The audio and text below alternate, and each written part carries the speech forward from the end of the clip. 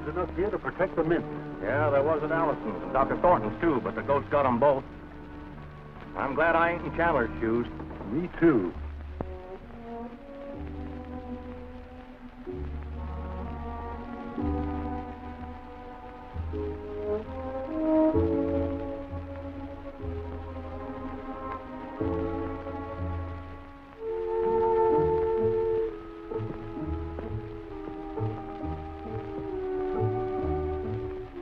Dad, don't keep reading that note. It's probably the last thing I'll ever read.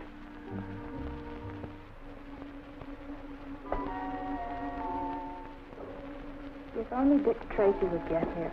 He'll be here. He's on his way from Washington now.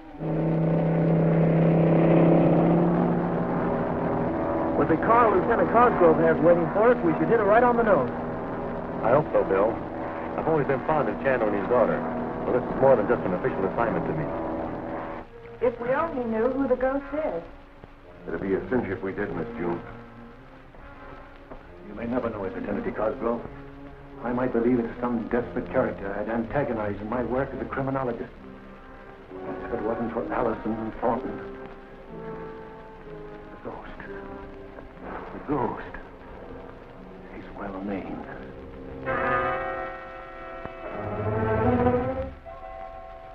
Corey is ready to report on Chandler.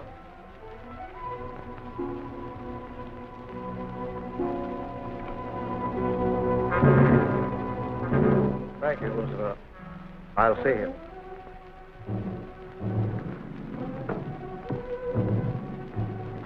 We flew over the Chandler estate to locate the guards. I've given Luke's first sketch of the ground. I know the place well. I've been there frequently as a member of the secret council. Is the street in front of the house blocked off? No, sir, but there are police at the gate. It doesn't matter. With the ghost, I can go anywhere. Get my car ready. We'll leave at once. I promised Chandler to meet him at noon. Put on the compact disc.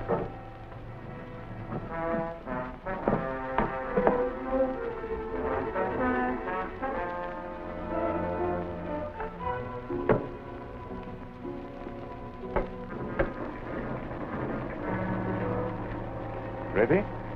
Go ahead.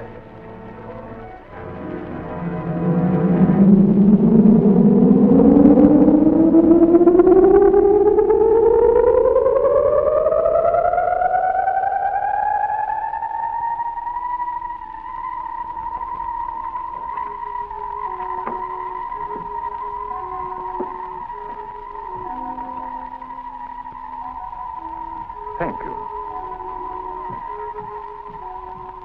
10 minutes to 12. 10 minutes until I... Where's June? I sent her out with Sergeant Wheeler to check the guards, sir. I'm glad she won't be here to meet the ghost.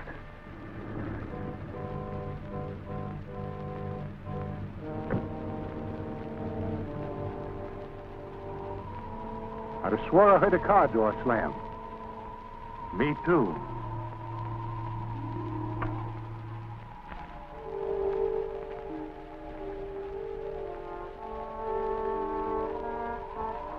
All's quiet.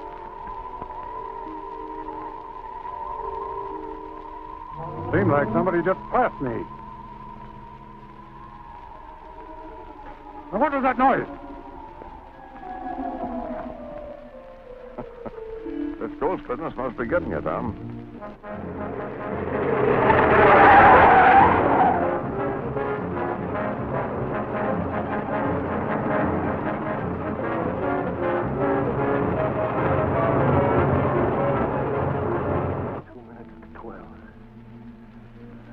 You're letting this get you, Mr. Chandler. There won't be any ghost here today. Those doors. Who opened those doors? You stay here.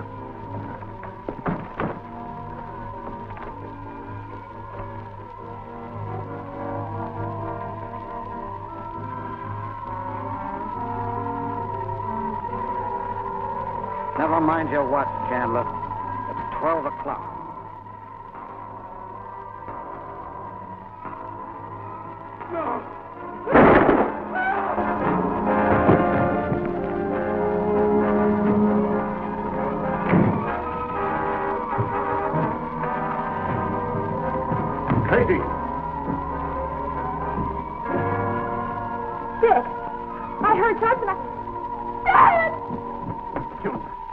June, I'm terribly sorry. Take care of her.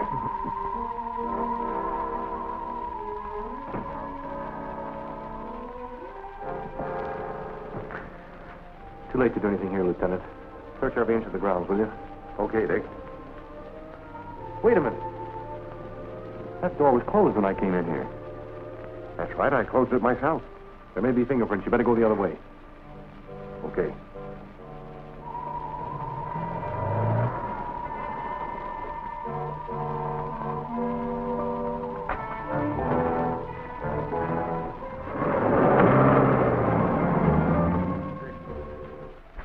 Did you learn anything outside? Yes, some of my men reported hearing a peculiar whining sound just before Chandler was shot. I remember having heard something of the sort myself. Of course, I could have imagined it. No, Lieutenant, you didn't imagine it. The sound was here. I heard it myself. Doesn't make sense.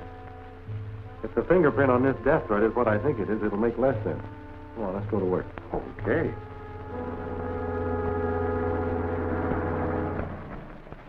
Here are the fingerprints, just as you thought, Dick. The ones on the death note and those found on the door are the same. They're the fingerprints of Rackets Regan. Rackets Regan? But Regan's dead. That's right. He was executed in Sing Sing 2 years ago. The ghost is well named when he can leave the fingerprints of a dead man. How did you know they were Regan's? When you couldn't identify the prints found at Allison's and Thornton's, I had a hunch. That's why I had you check the dead file. Didn't you handle that case? That's right. I helped the secret counsel late send Regan to the chair. Just what was the secret council, Dick? It was before my time. 8 men of position and wealth organized to rid the city of Rackets Regan and his reign of crime. They asked for my assistance. We were finally able to pin the murder of Tony Madden on Regan, and he got the death penalty. And we're chasing a corpse. We're chasing something not even as solid as a corpse, Bill. We're chasing a sound. You mean that high whine I spoke of? That's right. It's our only definite clue. Because the same sound was heard in the neighborhood of Allison and Thornton's homes when they were murdered. Lieutenant, I want all the commercial radio stations to cooperate with our official station and try and get in on that sound the next time it occurs. Keep the 24-hour listening post. Right. Bill, get all the files on Rackets Regan and bring them over to June. She's offered me the use of her father's laboratory, and that's one of the best criminal workshops in the country. Okay, Dick.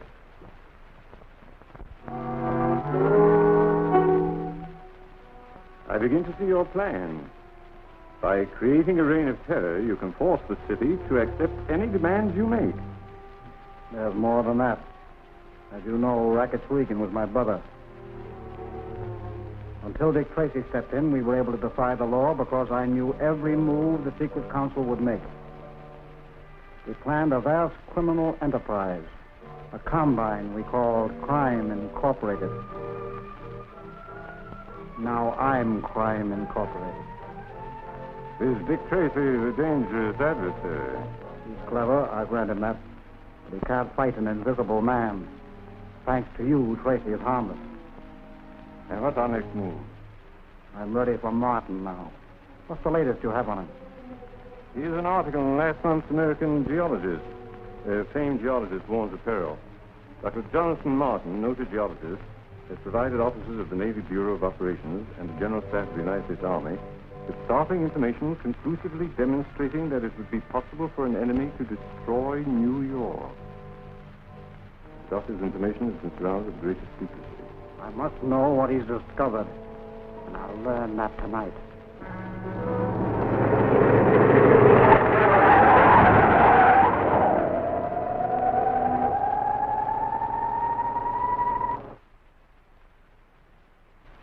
Radio room, headquarters calling Tracy. Radio room, headquarters calling Tracy. This is Tracy. We're getting reception on that sound you wanted triangulated. Yes, where is it? In the neighborhood of the naval base at Rockaway Point. Keep me informed by short wave. The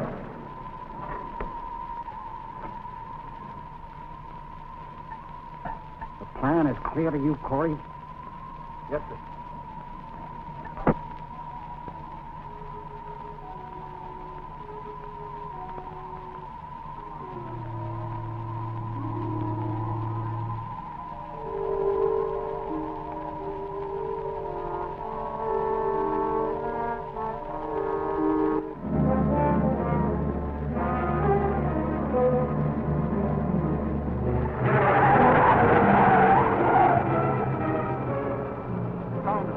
halted in the vicinity of the Rockaway Point air base.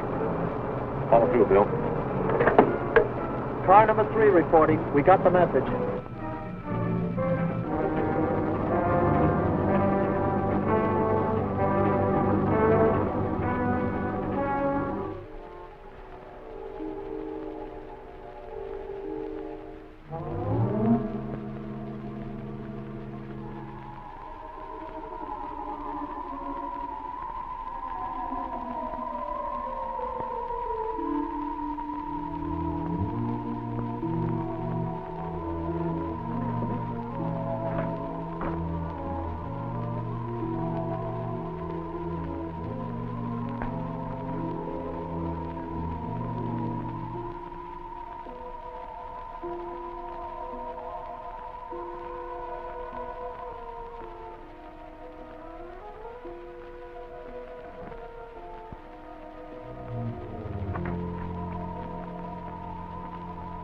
Did you just open this door, Dr. Martin? Why, no, Drake. That's funny.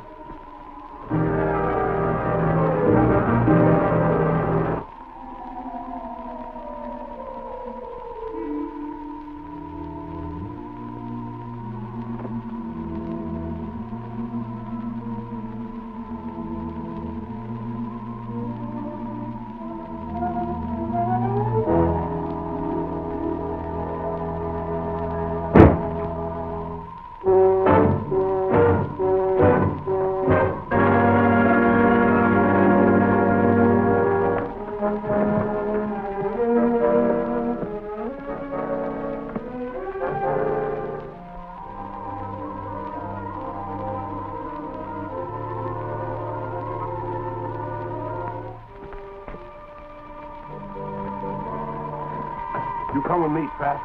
See that we're not bothered.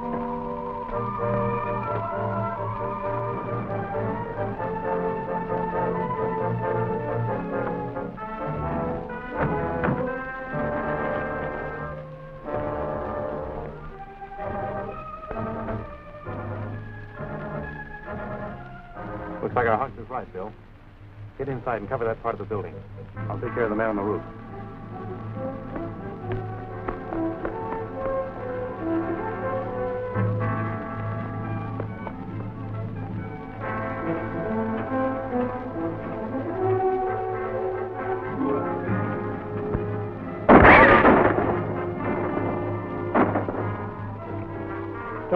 Dr. Martin, let me in.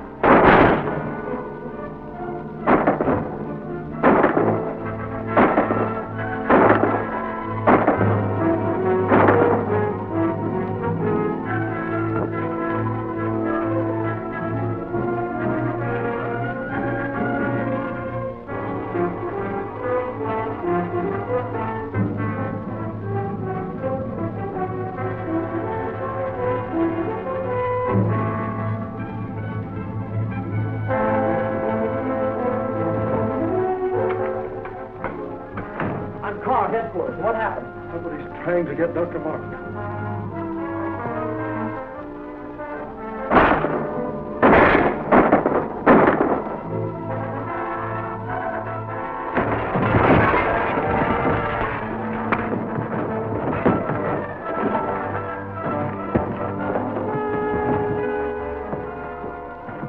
Wait. Get Martin out of here.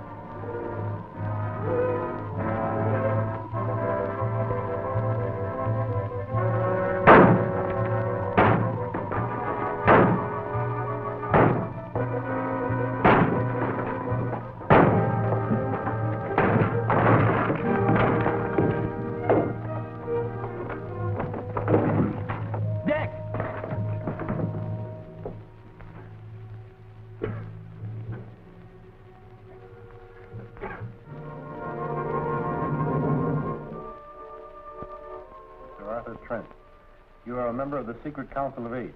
You also possess great personal wealth. I require that wealth. If you doubt my ability to get it, you have but to remember the deaths of Allison and Dr. Thornton and Chandler. I demand a ransom of $100 million. If you fail in this, I will destroy New York City. Give your decision to the press. I will then instruct you how to deliver the ransom. The ghost.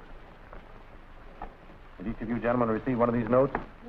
Why, yes, today. What I maintain is the act of a madman. I heartily agree with you. $100 million. But the man is a maniac. You may be right, Brewster, but this maniac is dangerous. Collectively, we do possess great wealth. Might be wise to compromise with him. Compromise? You don't compromise with a maniac. I think Mr. Weldon's right. You realize, of course, that all our lives are at stake. Yes, Mr. Cabot. But if you compromise with this murderer, you're turning over the richest city in the world to the mercy of a blackmailer. Well, just how do you propose to fight the ghost, Mr. Tracy? Stall him until I find Martin. I'll start a dragnet that will put every honest citizen on our side. We'll find Martin, and when we do, we'll find the ghost. You may be interested in this Martin.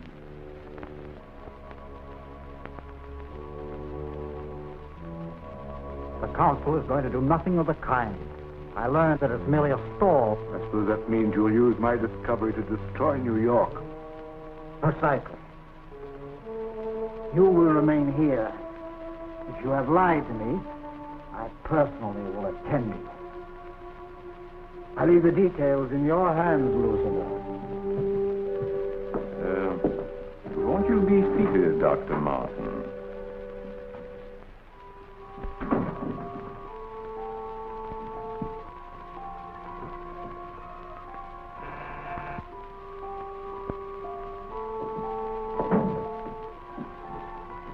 Dr. Martin is in your charge. He's not to leave this room.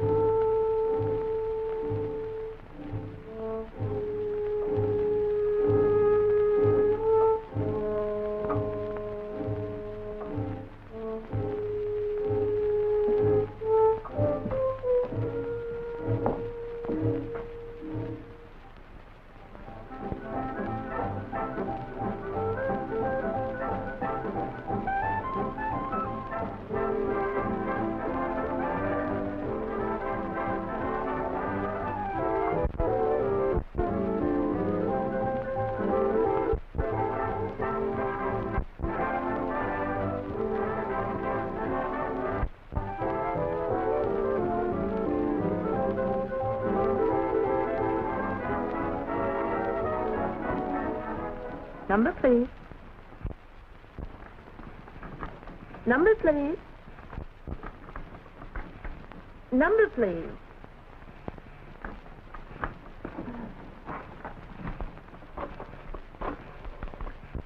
Service on 18.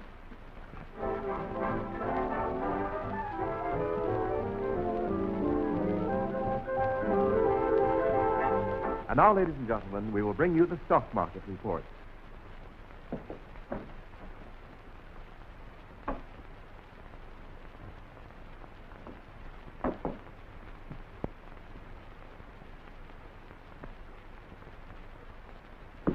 You got troubles, honey? Yeah, Sterling 9289 is out of order. Look at it flashing.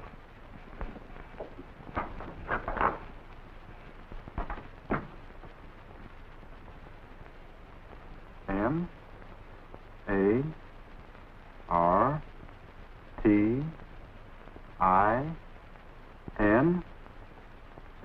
Martin. Clear me through to the police. And get the listing of that phone. 321 Front Street. Don't interfere with that line. Stand by until you hear from me. Yes? Yes, Lieutenant. Maybe a plant, but it sounds great to me. Good. We'll meet you there. And bring enough men and some tear gas, and we'll crack that place wide open.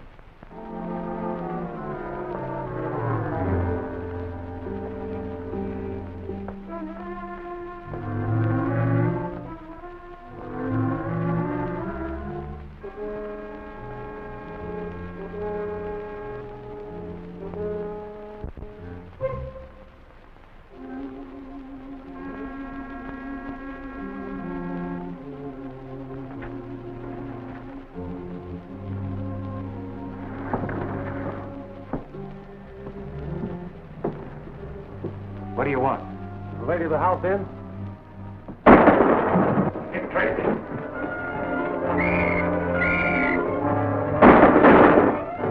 Ghost doesn't want anything to happen to you. Come on.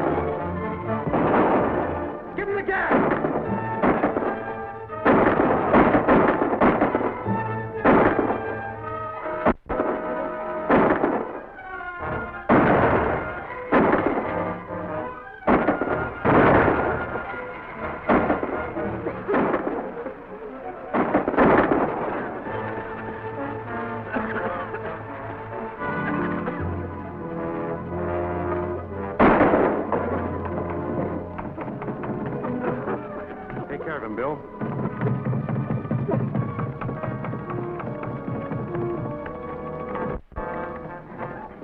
Dr. Martin, I'm Dick Tracy. Yes, I know. Let me get some air.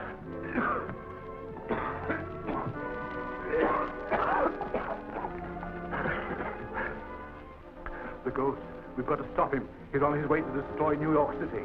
I've heard that tale, but it seems impossible. On the contrary, it is possible. Look.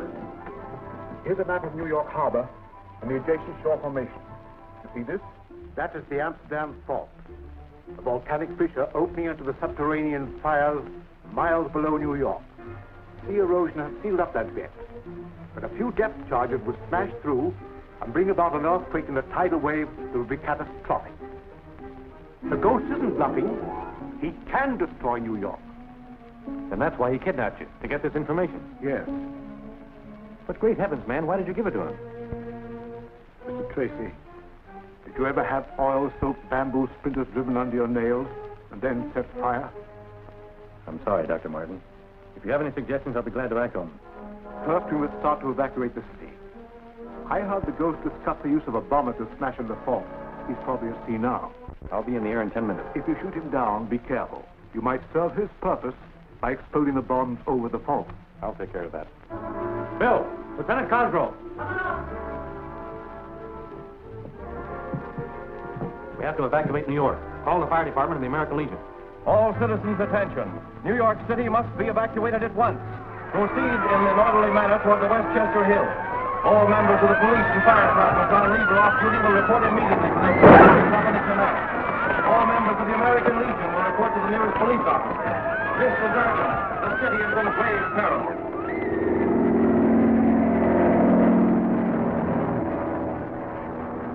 If this map is correct, I can start dropping these bombs.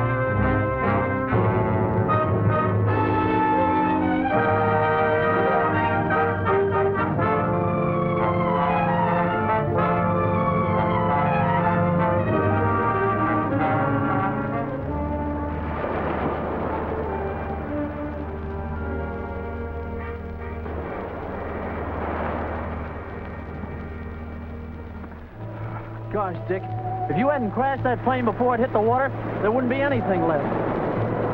Look!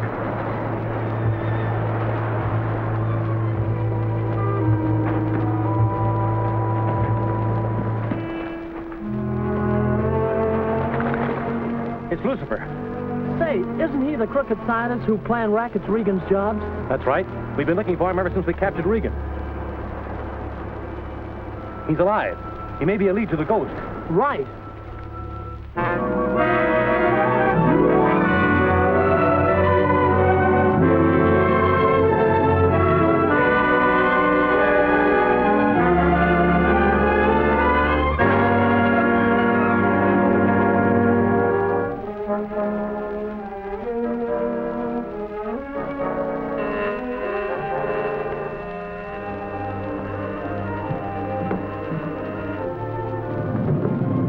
They nabbed Lucifer. Booked him at the 9th Precinct Jail. They can't keep him. I need Lucifer. If anything happens to his ray machine and he's not here to fix it, I'm through. We've got to get him out. They won't allow anyone near him. How can you spring him from solitary? There's a council meeting this morning. After Tracy gives us the details, I'll know better what to do. You wait here till I get back. I'll need you.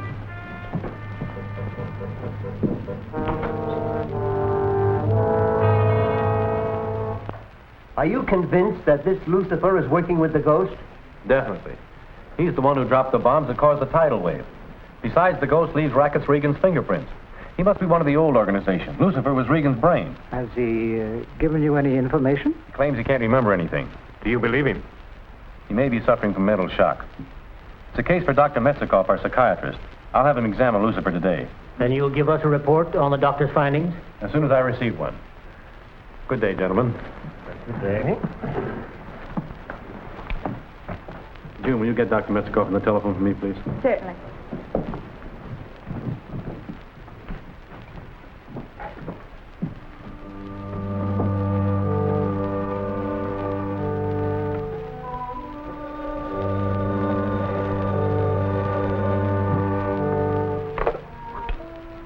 Hello?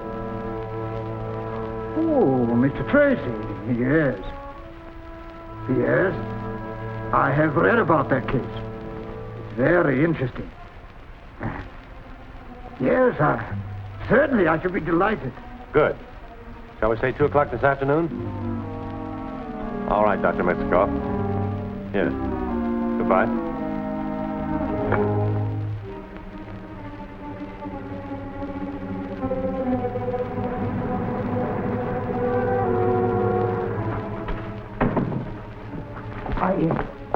I am Dr. Metzikoff.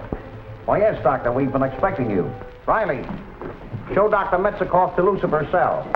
Yes, sir. This way, Doctor.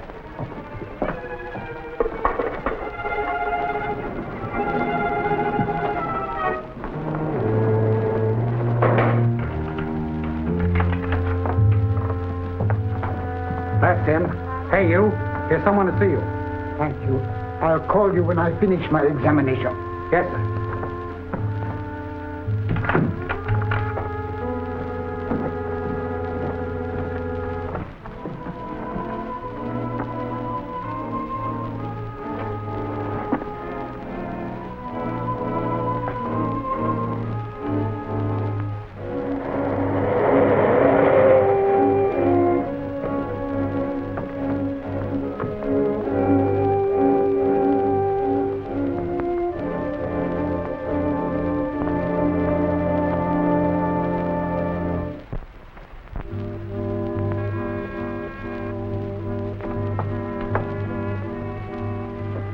Dr. Metzikoff in. I'm Dick Tracy. Oh, yes. Mr. Tracy, the doctor had to go out on an emergency call. He wanted you to come in and wait. Thank you.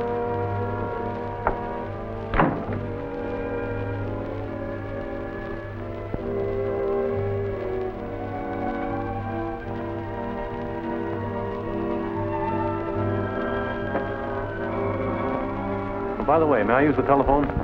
Why, yes, certainly.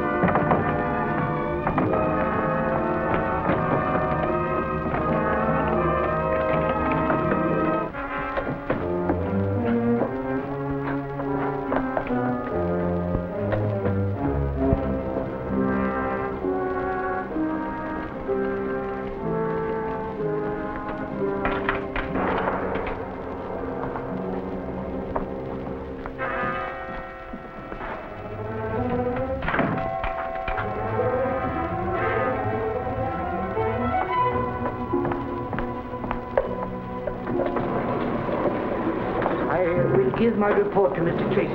Goodbye. Goodbye, Doctor.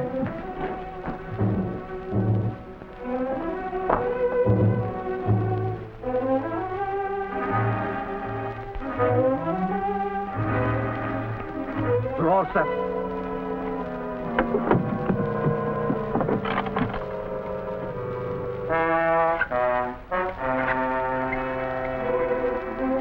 Hello, Lieutenant. Dick Tracy. Have you let anyone in to see Lucifer? Why, Dr. Metzikoff is just here to examine him. That man's an imposter. Is he still there? No, he's gone. Then search Lucifer and throw a guard around his cell. I'll be right down. Yes, sir. Riley, the doctor was a phony.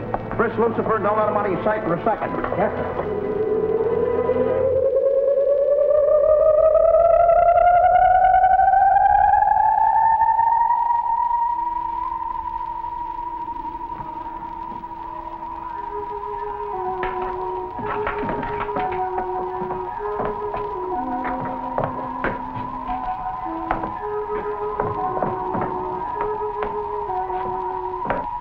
Lieutenant Byrd! Lieutenant Byrd! Lucifer's not in his cell. He's gone. What? He couldn't possibly come through this gate. He must be in a cell block. Search every cell. Yes, sir. They're looking for him. Yes, and he'd better hurry. These tubes will burn out soon.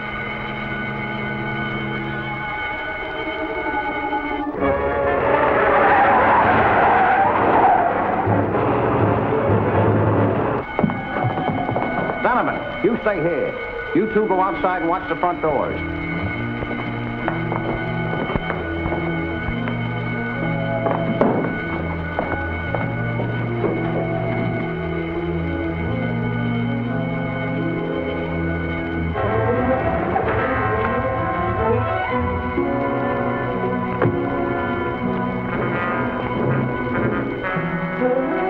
What's keeping him? The time limit on the sound wave is almost up. What happened? Lucifer, get out of his cell. He isn't here. I've searched every cell. He must be in the cell block. We'll search the rest of the building. Take this man's gun and stand guard on the door.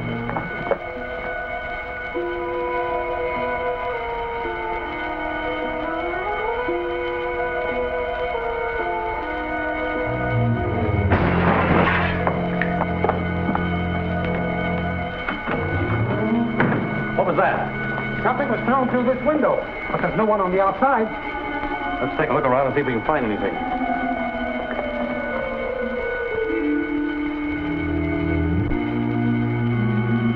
The tubes are going. Keep looking. Okay.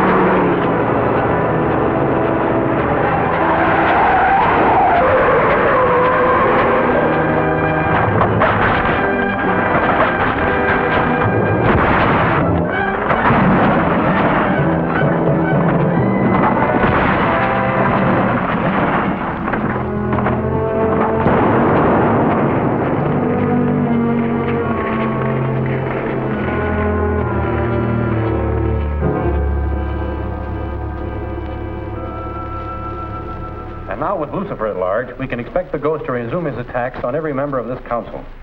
You're convinced that this maniac is determined on revenge because of the execution of Rackett's Regan? Everything points that way, Mr. Brewster. It seems to me that there should be some way to protect us. We're doing everything possible, Mr. Morton. With Mr. Tracy on the job, we should be safe. Thank you, Mr. Cabot. You will be if you'll give us your complete cooperation. I request that none of you make any important business moves without advising me. In this manner, I'll be able to take steps to protect you. But, Mr. Tracy, I've just completed a contract for special tools and dies calling for immediate delivery in Canada. I'll arrange for some men to guard the shipment. It's being loaded aboard a train at this moment. Over what lines is it being routed? Well, to tell you that, I'd have to check with the shipping schedule, and that's in the office safe. I see. I'm sorry, gentlemen, but you'll have to excuse me. Yes, if we've finished our business, I move that we adjourn. I agree with that. Yes, of course. Mr. Trent, would you mind waiting a moment? Mr. Tracy, I don't wish to appear unreasonable, but I'm due at an important meeting in regard to the shipment I mentioned. The sum of money involved is large, and if we don't make delivery within the stipulated time, I'll be ruined. I realize the emergency, but would you mind telephoning your secretary to permit me to see the shipping schedule? All right, I'll phone her. Thanks. I'll notify my men.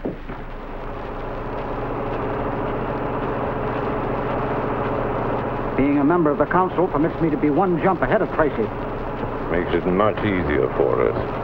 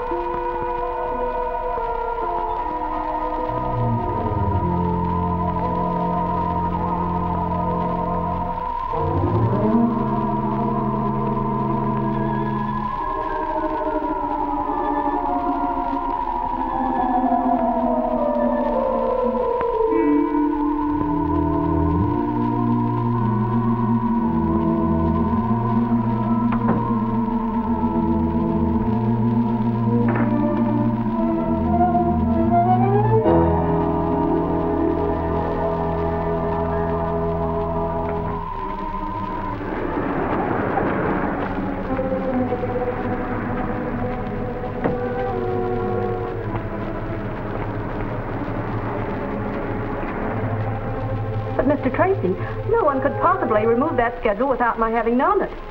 Do you remember anything unusual happening? Of sound, perhaps? Well, now that you mention it, I did hear a peculiar sound.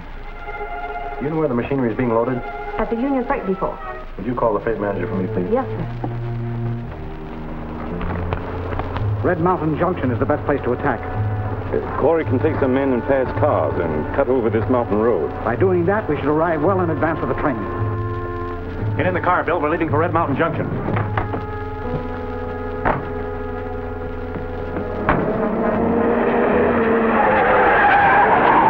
What's up? Ghost beat us to it. You got the shipping schedule? Yes, but I have a duplicate.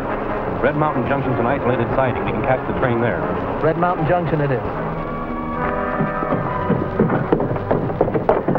We've got the train crew locked up in a boxcar and the train's ready to go. We'll put this man with him and pull down the line a couple of miles. Who's that?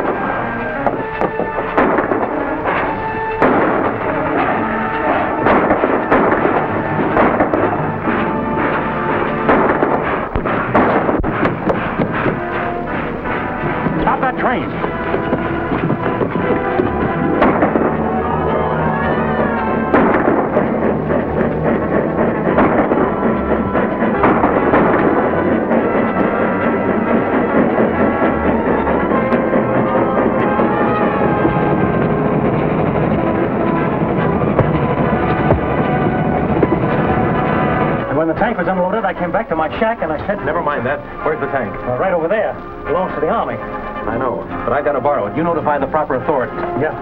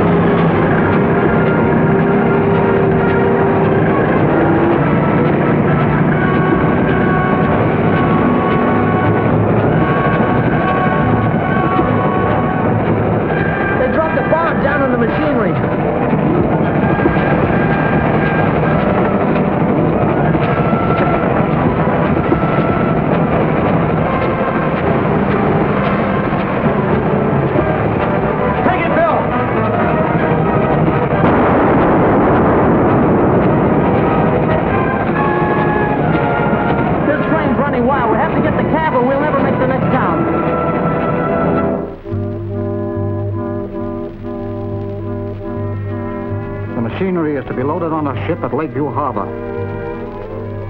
We've got to get it this time. It's our last chance. Your men will get it all right. It'll be easy to do while the ship is being inspected at the canal locks. Yes, our plan should work. But they'll have to be careful. Tracy has flown down to the canal to watch the ship himself.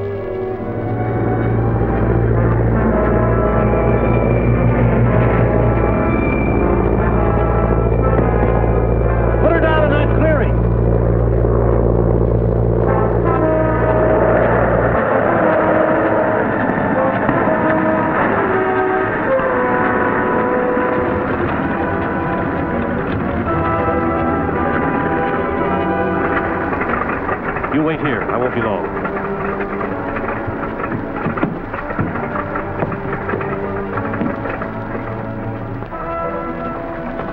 Hello, Tracy. Glad to see you, Captain. The orders have been carried out. The only traffic in the harbor is our patrol boats.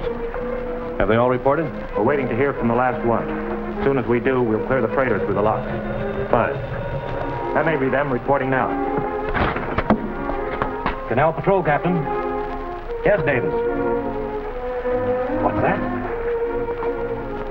Your boat was attacked? They grabbed us as soon as we landed at Halfway Island. Yeah, I managed to get away. He says they took the guard's uniforms. That means they intend to impersonate them in order to get to the ship.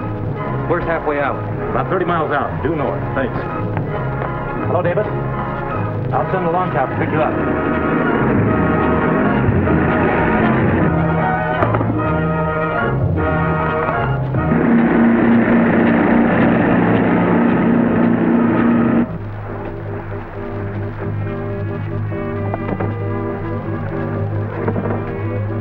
got enough explosives here to blow the Empire State Building into the Atlantic. Bring the dummies.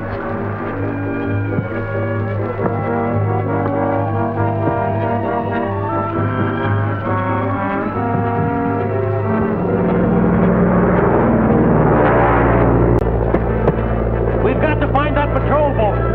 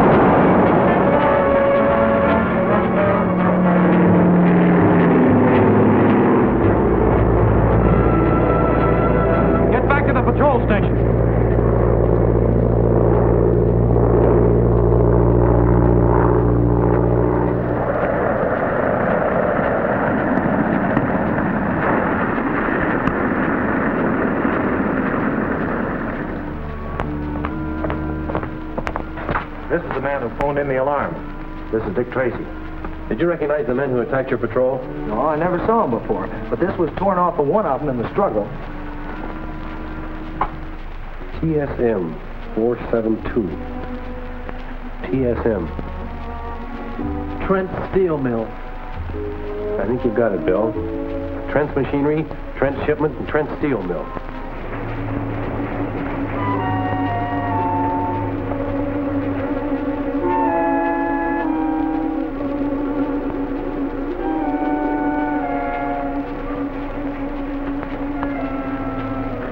Collins, the man you're after, Tracy. It looks like it, all right. But I'll have to do some undercover work to make sure. Can you get me on Collins' working crew? Oh, yes. Fine. And could you give Bill a badge that will allow him to roam around the plant? Sure. I'll make him one of my assistants. Fine. May I use your telephone? Go right ahead. Thank you.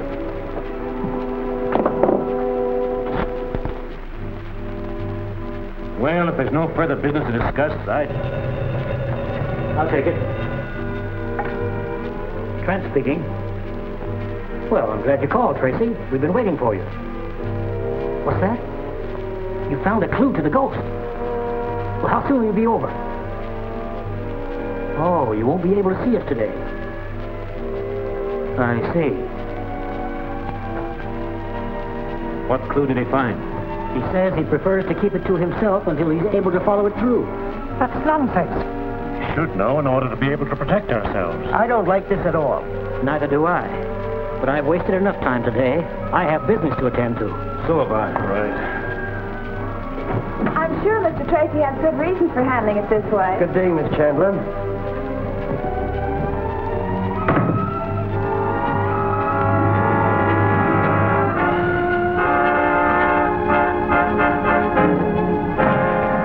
Listen, man. At the council meeting, I learned that Tracy picked up a clue when he stopped us from getting those precision tools. What kind of clue? I don't know. What men did you use, Corey? 4 of our key men. Get in touch with them right away and warn them to be on the lookout for Tracy.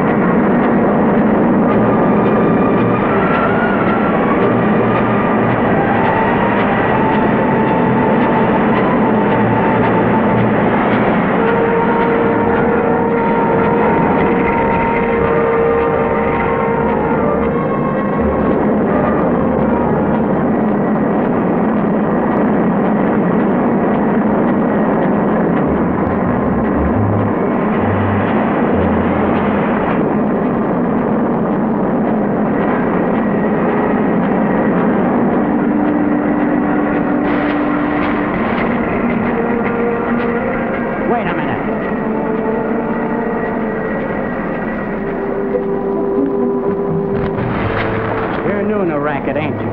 Not exactly. Pretty fancy for a steel mill worker. We use bandanas around here. You don't look like a steel man to me. What's the difference as long as I do my work? Well, I don't want any guy put in my gang without me picking him out. Hey, Collins, the boss is on the phone. He wants to talk to you. Okay. If that pal ain't moving when I get back, I'll bend a shovel over your head.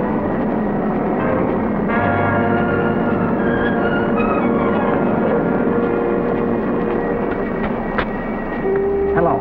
Corey talking. Listen. Tracy picked up a clue when he spiked our plan to destroy those precision tools. Maybe he found the badge I lost. That must be it. There was a new man put in my gang this morning.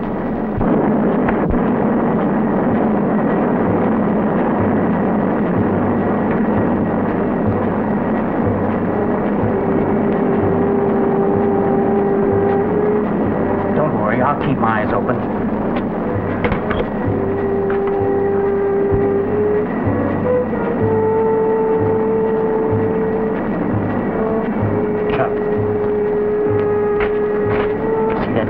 Fountain? Yeah.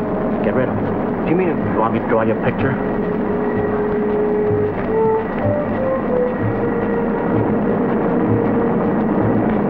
Get these pulleys out in the yard.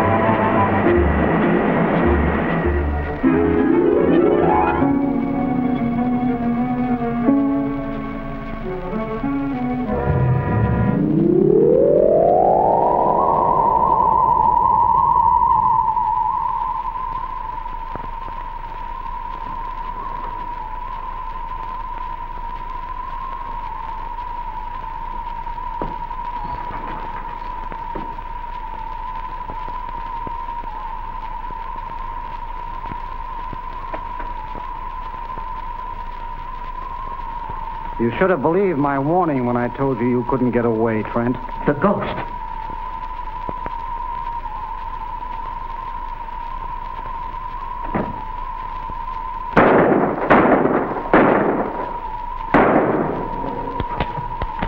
It's useless trying to see where I am. You can't. What do you want? The complete plans for your precision machinery. Come on, where are they? It's taken most of my money and many years of hard work to perfect that machinery. I haven't time to argue. Sit down.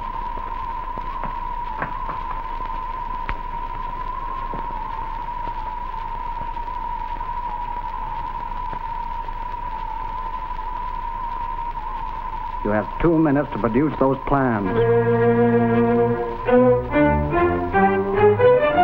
Thank you very much. Mr. Trent was only in for a short time, Mr. Tracy. He received a telephone call that upset him very much, and he left immediately. Do you know where I could reach him? He said he was going home. Thanks. We'll see him there. Why do you suppose Trent left his mill in such a hurry? That's what I want to find out.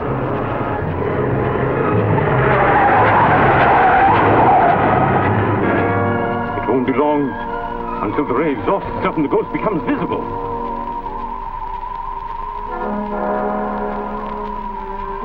The plans are in my office. I know better. Get up to the house and see if everything's all right.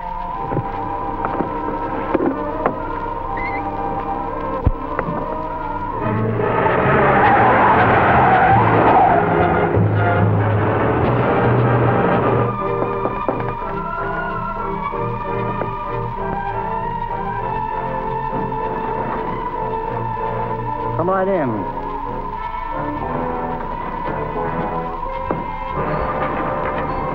I have some work for you. You have exactly 15 seconds to give this man the combination of that vault.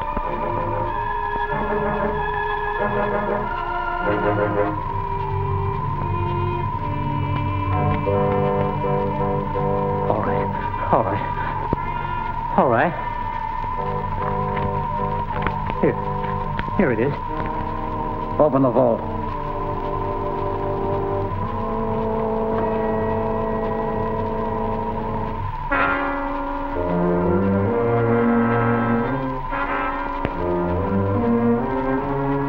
Now we'll get those plans.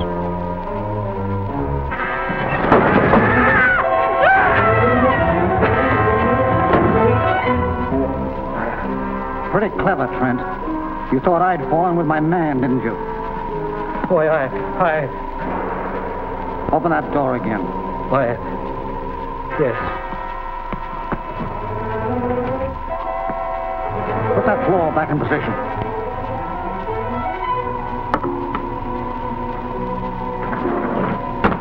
What's that other lever for?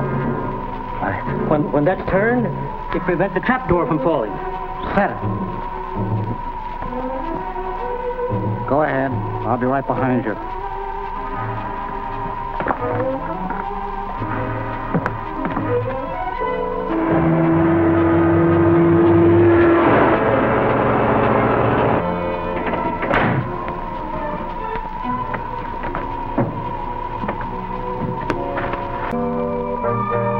I wonder what's holding him up.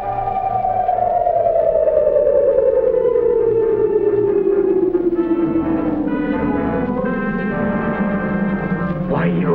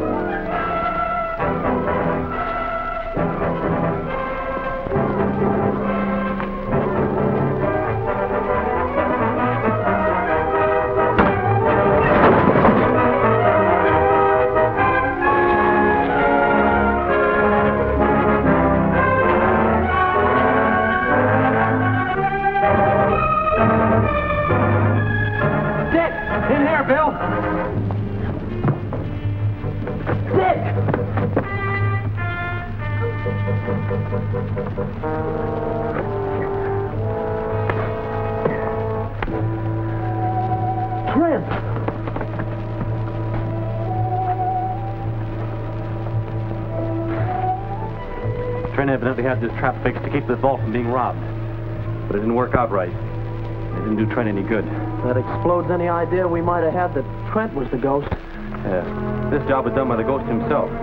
That's Rackus Regan's fingerprint. Wait a minute, Bill. Don't touch anything now. We'll call Trent's secretary.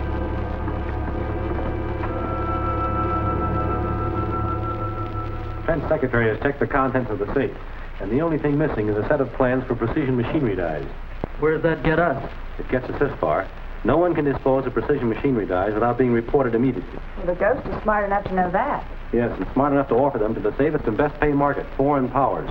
Say, I just remembered. Here's a telegram I found in Collins' locker at Trent Steel Mill.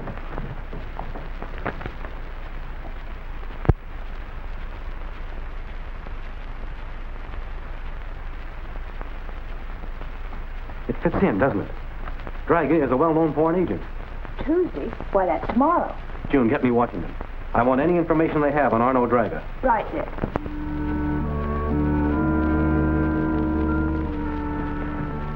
I have made arrangements for contacting Draga. Trask will handle it. I see. Are we going out to the ship now? I am. I don't want to take the plans there until I'm sure of Draga. You and Corey follow me later.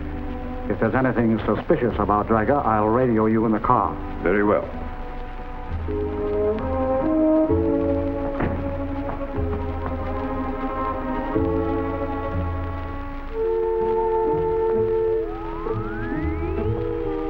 Arno Draga, age 37, height 5 feet 10 inches, brown hair, gray eyes, known to be an international spy, an agent for foreign powers. Send a copy of that picture to all our men. Right away.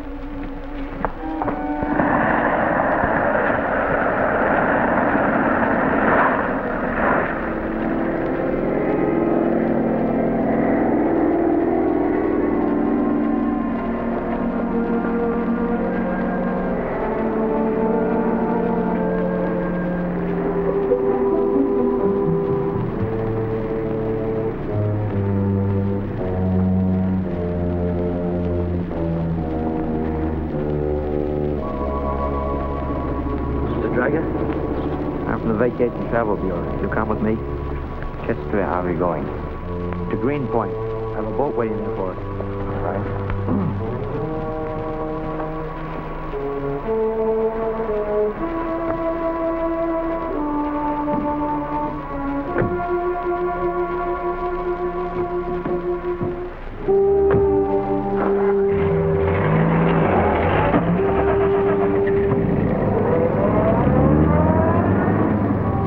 Calling Tracy. Go ahead, Wilson. I'm trailing Draga from the airport. He's in a car headed to Greenpoint. Stay with him. I'll meet you at the point.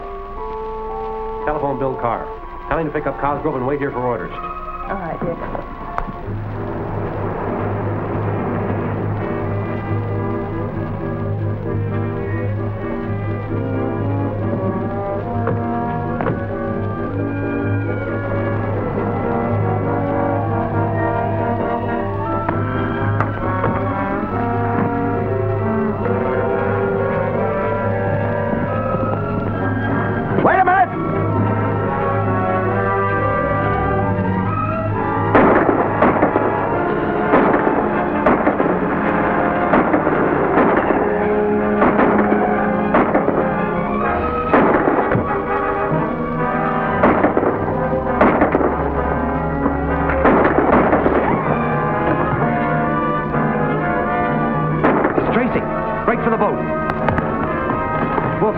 Just a scratch, Dick.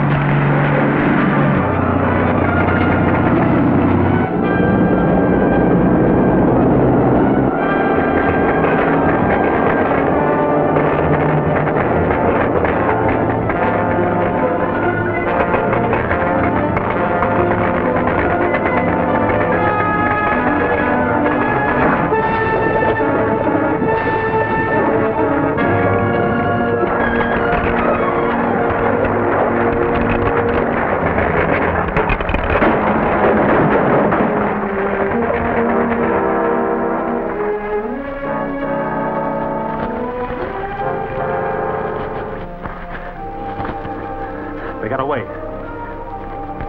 I searched the car and found this. Maybe they'll tell us where they're going. Now, there's a chartered point at Sheepshead Bay.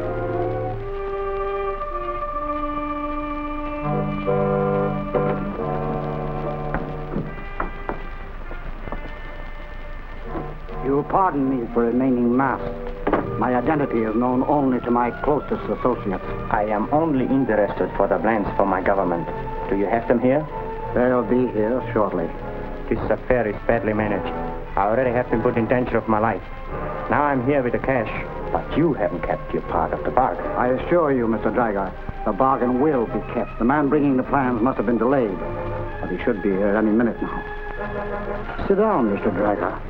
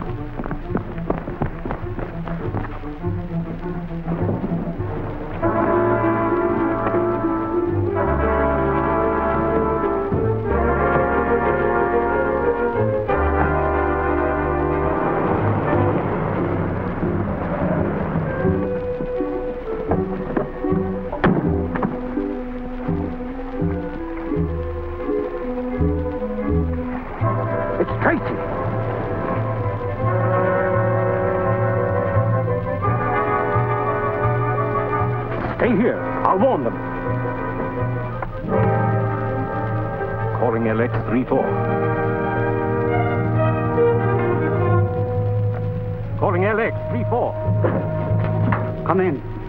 Tracy and one of his men are boarding your ship. Start the invisible machine. So, it is the police instead of the planes you promised.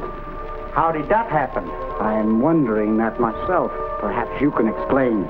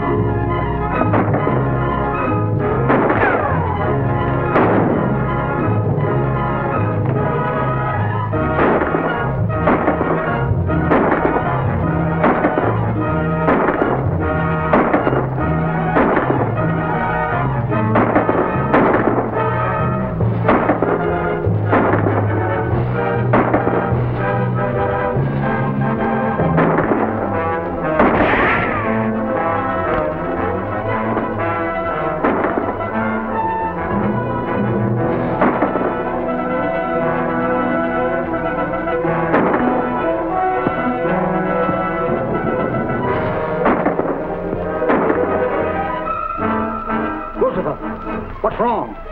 What's the trouble? I had to replace the tube. It's on now.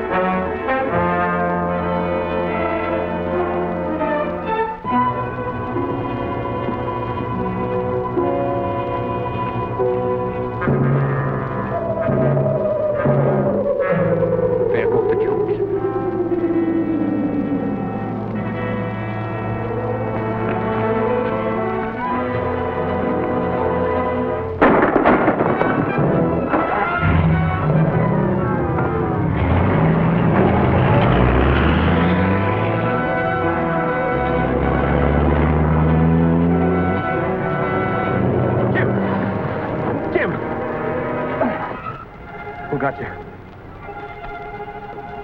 Ghost. He's in... Jim.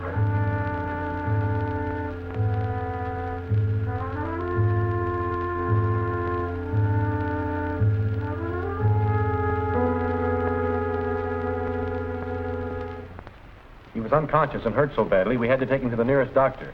He'll stay there until he's strong enough to be moved to a hospital. Is it safe to leave him at the doctor's? If the goat should find out where he is, why...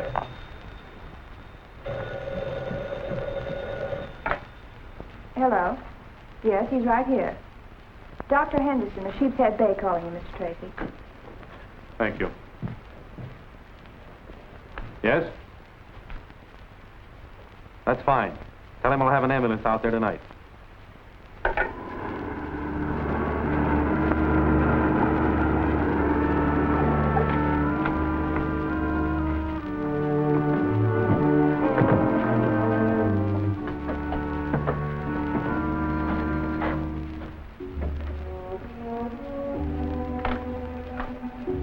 Doctor?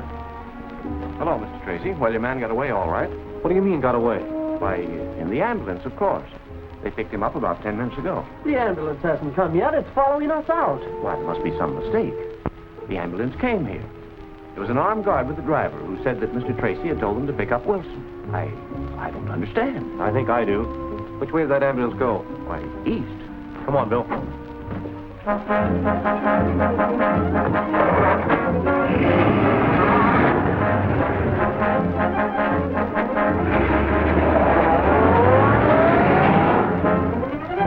The ghost?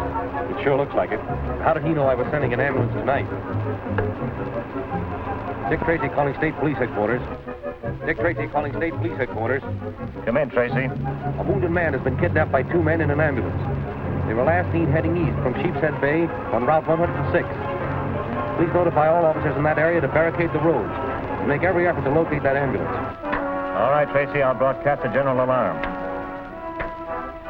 State Police Headquarters calling all cars. Calling all cars. Be on the lookout for an ambulance. Last seen traveling east on 106 from Sheepshead Bay.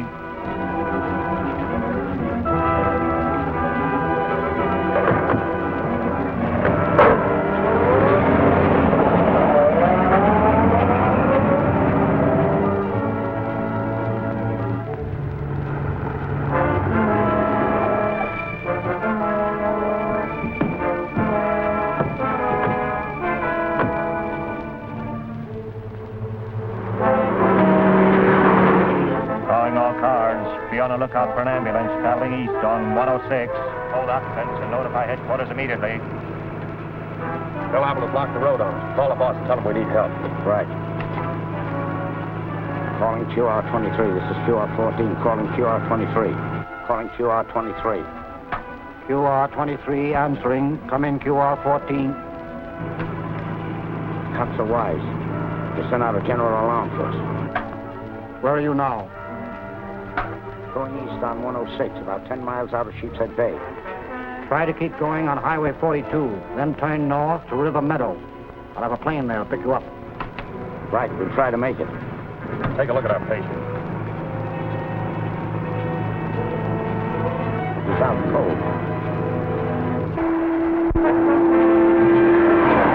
We got a long start on us. Yeah. There's a good chance one of the patrol cars will pick them up.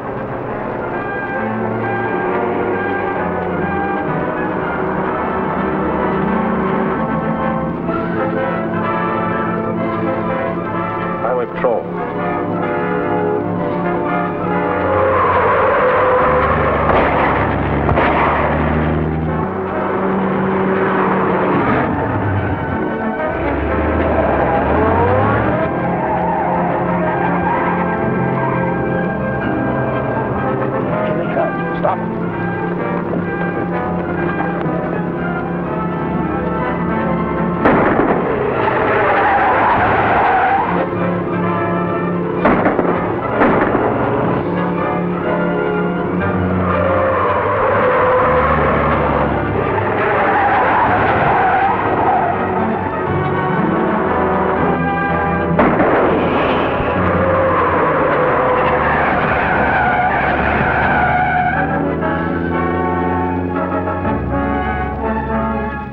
Attention all cars. Radio bulletin. The ambulance just escaped from a police car. Turn off 106 and went north on 42. It is now headed north on Highway 42. North on 42. Say, can't we take the... We sure can. We can cut across on Elm Road to 42 and save 10 miles.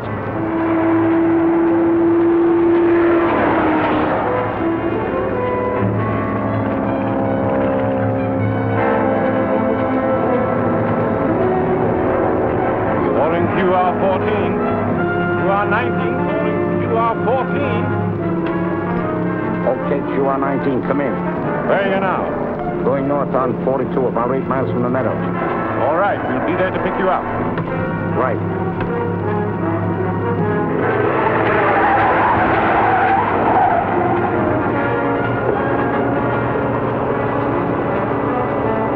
There it is.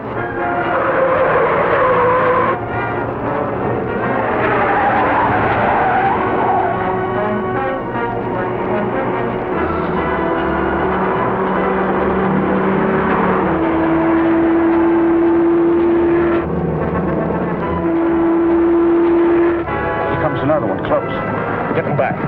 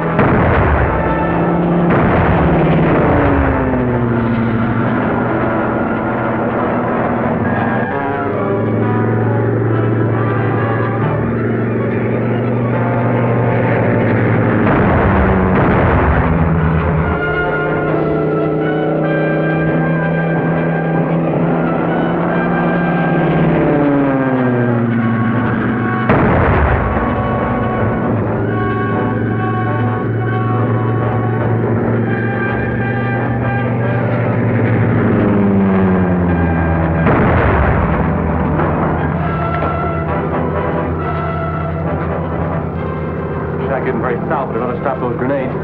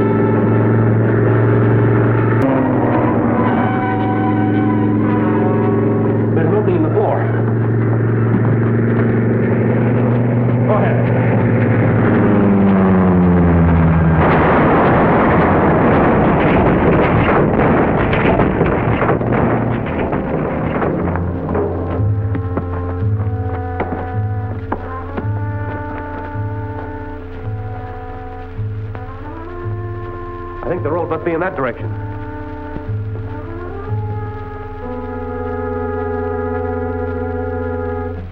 And the final result was that we lost Officer Wilson. Well, you're fortunate you didn't lose your own lives.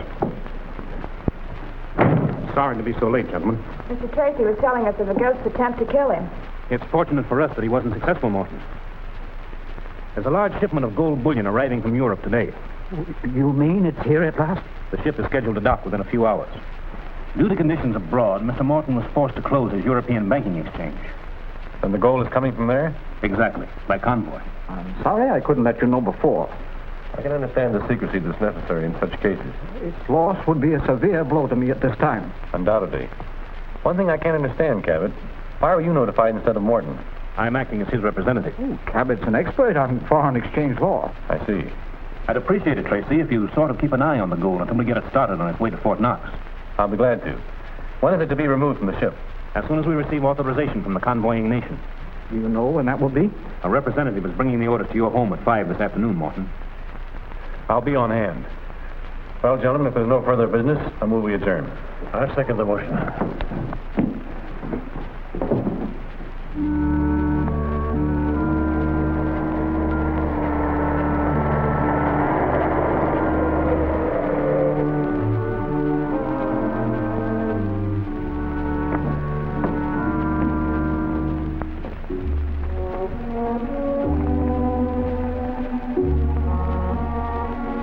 Well, you're a little ahead of time, Commander. I tried to reach Cabot to tell him that our sailing orders had been moved up, but he'd already left. Oh, well, that's too bad. If you don't care to wait, I'll take the papers. I'm sorry, Mr. Morton, but Cabot's the only one who can acknowledge receipt for them. Oh, well, I didn't know.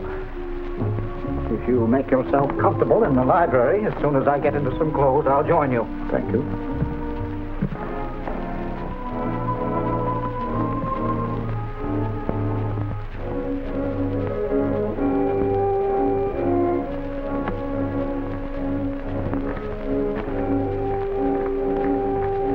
Ready for us.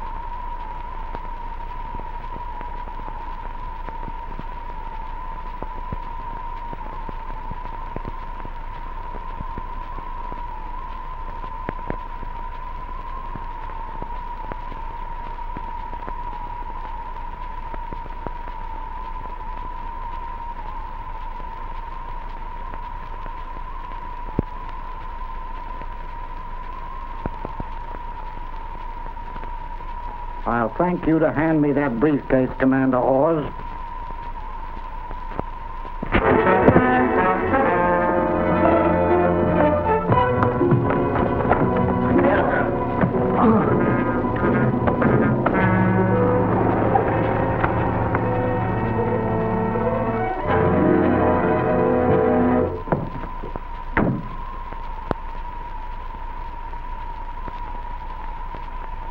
That's the sound we've heard when the ghost attacked. That shot came from the house. Cover the side and rear.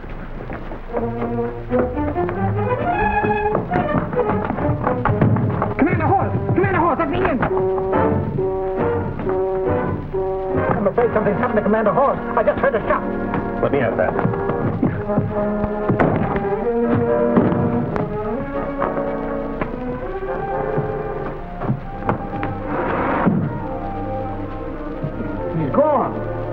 I can't understand it. I just left Hawes here.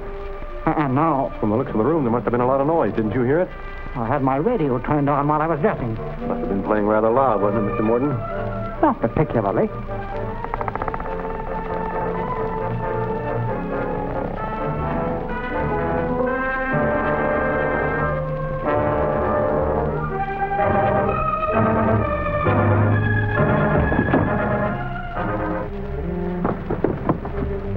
Let's command a horse.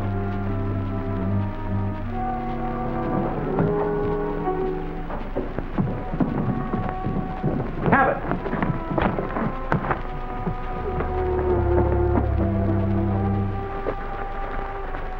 Where'd you find him? Lying unconscious under some shrubbery at the side of the house. What happened to you? I was walking across the lawn toward the house when something struck me on the back of the head. That's all I remember. Who's that? The man you were to meet. Hawes had a briefcase with him, but it's nowhere about. And whatever authorization papers he had are gone. I can get another set within 24 hours. I'll attend to it at once.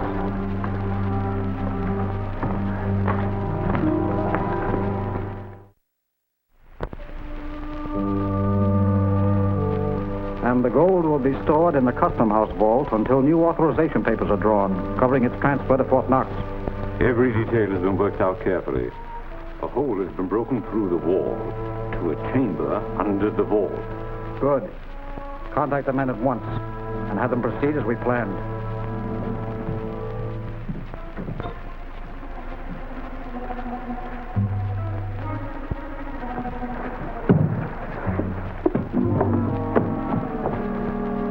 Everything's set. Next stand by in the wheelhouse. Okay, let's go.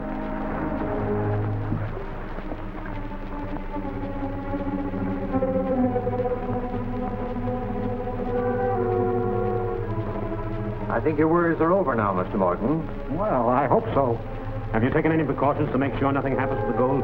Guards are placed outside around the building. Bill cars and a Coast Guard cutter patrolling the harbor. And the inspector will be right on the job here. You seem to have covered every angle, Tracy. I don't think anything's going to happen. I'm quite sure of that. I suppose we may as well go. If you want me for anything, I'll be right outside.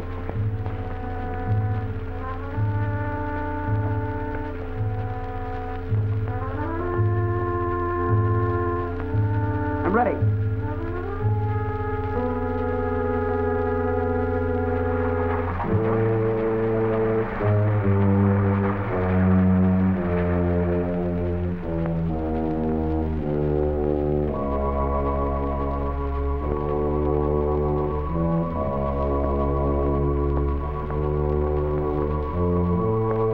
Nothing gone wrong with the lights? It looks that way.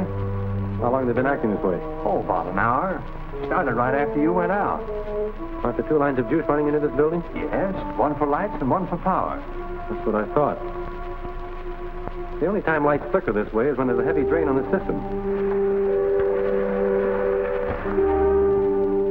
I'll be ready for the crowbar in a minute. It seems to burn steadily now.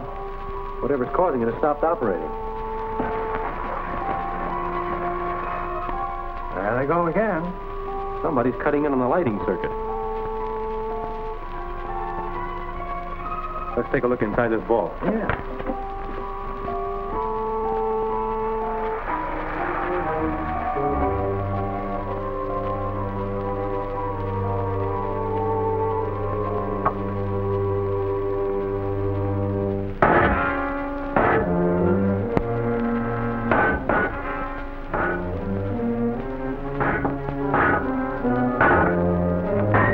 Quick, give me that combination. Go get the rest of your men. Right.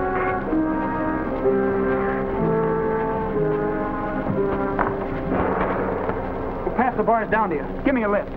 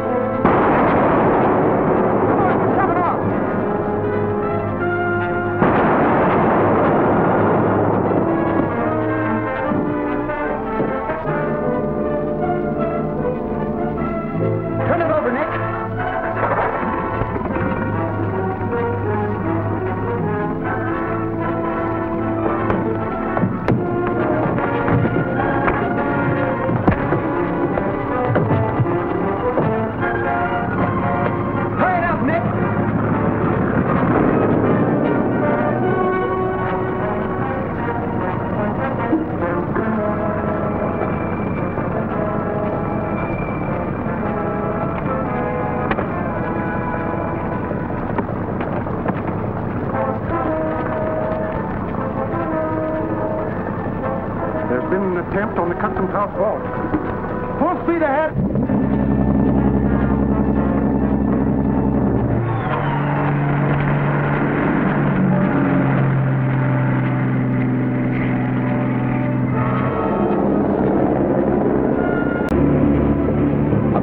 Cut us after it. Get me the rifle.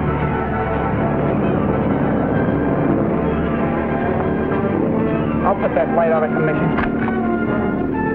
Turn off the searchlight.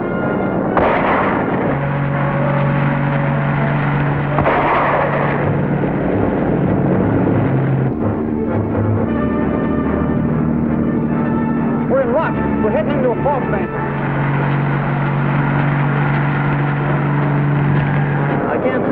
Captain. This fog may lift any minute.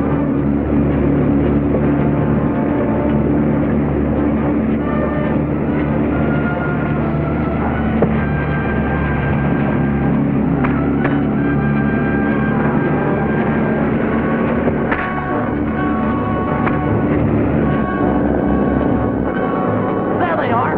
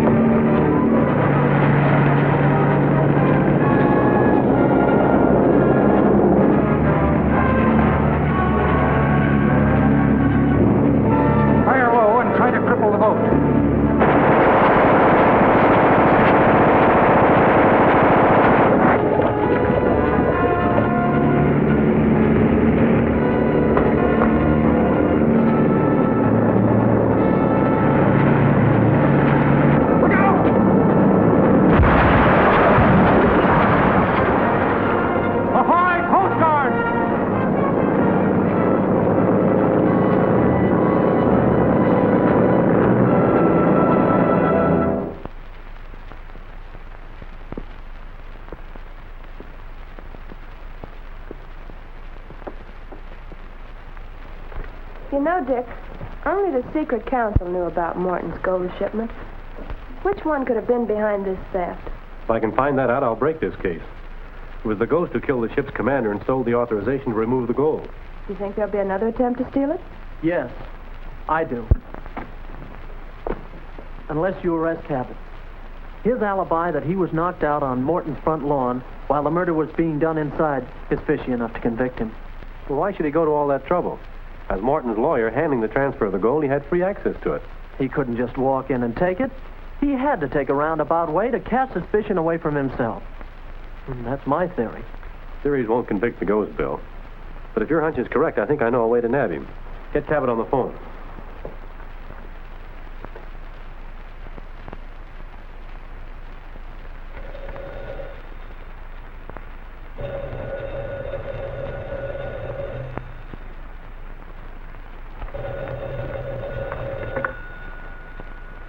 Yes?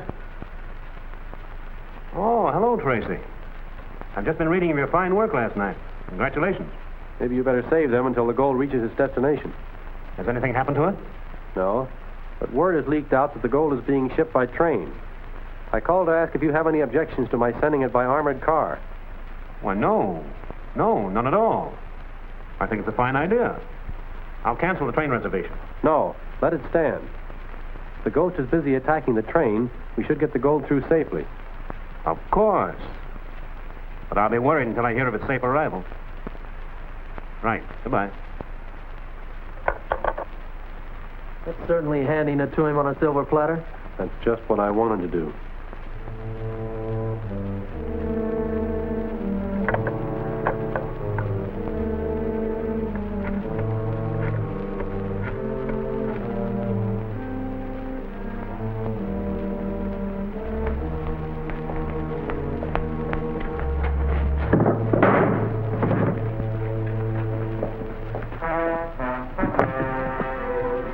They're loading an armored car.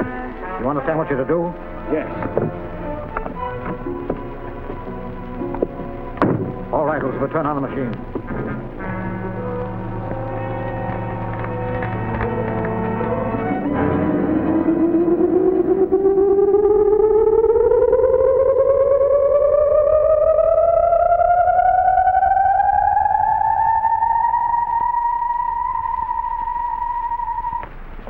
is all of it.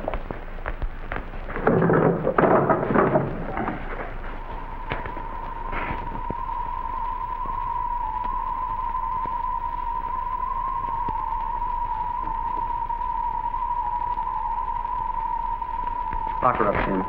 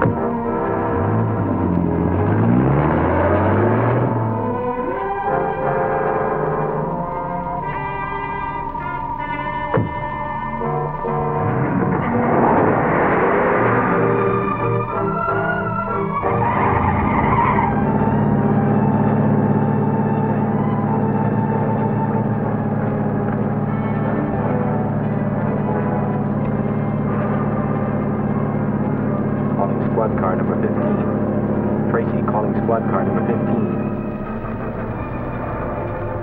Tracy calling squad car number 15. Bill, car number 15. Go ahead, Dick. Where are you now? They're hijacking the truck. I'm on Highway 105, heading east, away from Route 14. All right, we'll be coming. Keep in touch. Go ahead, Lieutenant.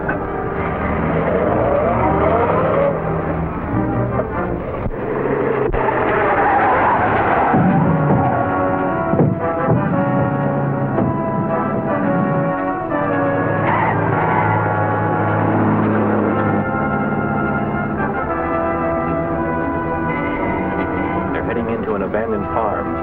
First dirt road to the right, past the turnpike. All right, Dick, we'll be there in 10 minutes. We better be there. Tracy will be in the spot when they open that armored car. Yeah.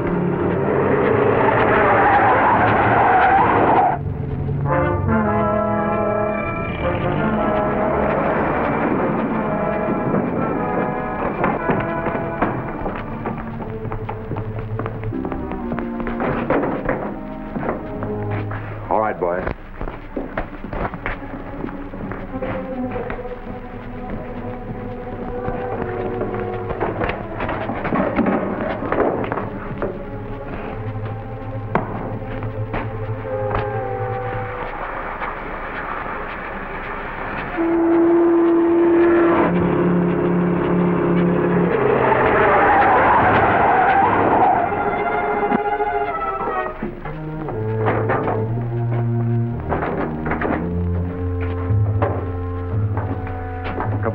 Get this gold in that truck, and we'll blow up this armored car.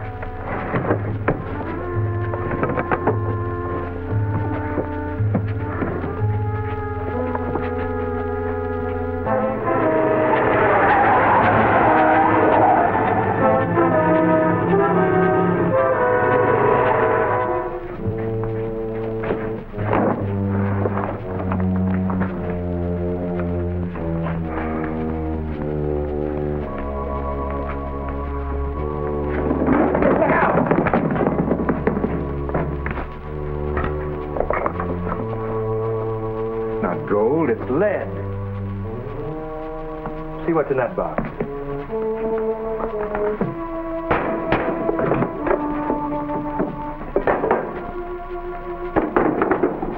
I've got to talk to the ghost.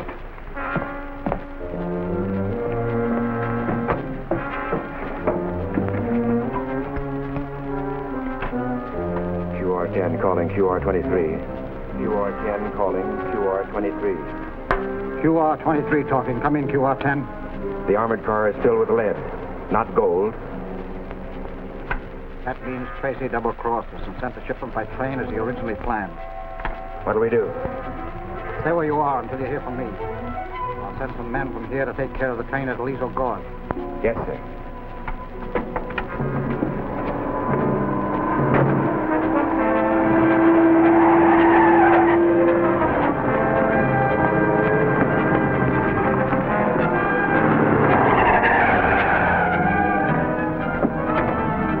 Get under cover. Blast them as soon as you open these doors.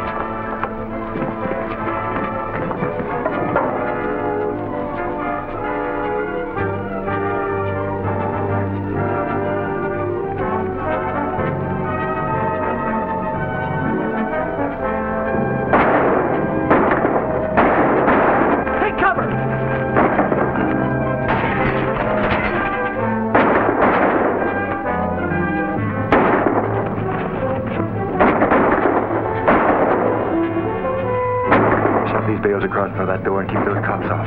I'll get that guy in that armored car.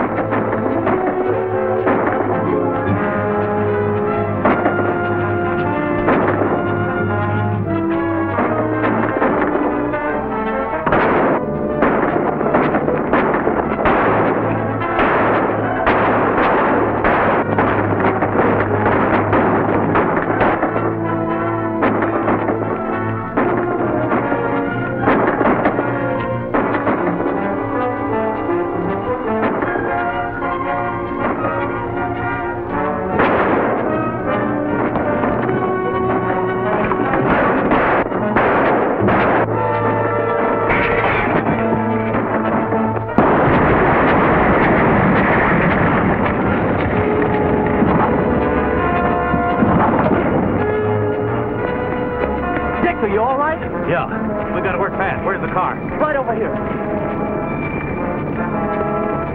You'll have to get it to Central Airport in a hurry. The ghost men are sent direct to train at Aliso Gorge. Cosgrove, you stay here and take charge until we get back, right?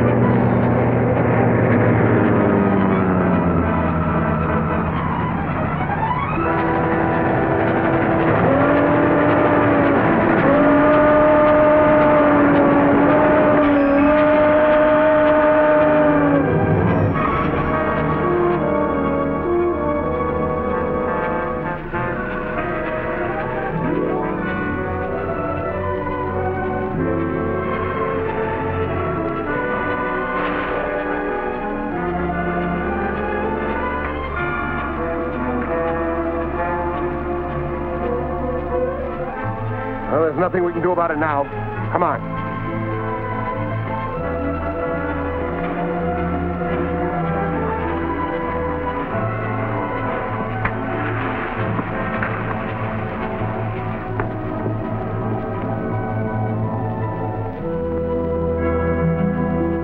so bailing out of the plane seemed to be the only way to save them.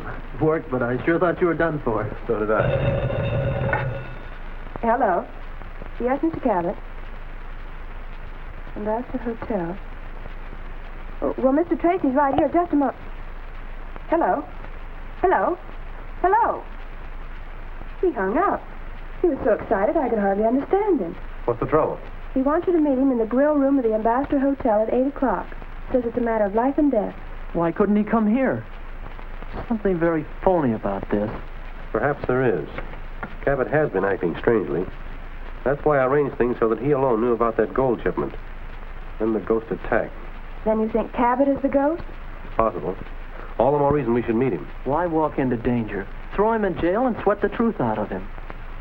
We've got to have more than suspicion to make a move like that. We'll go to the hotel and meet him.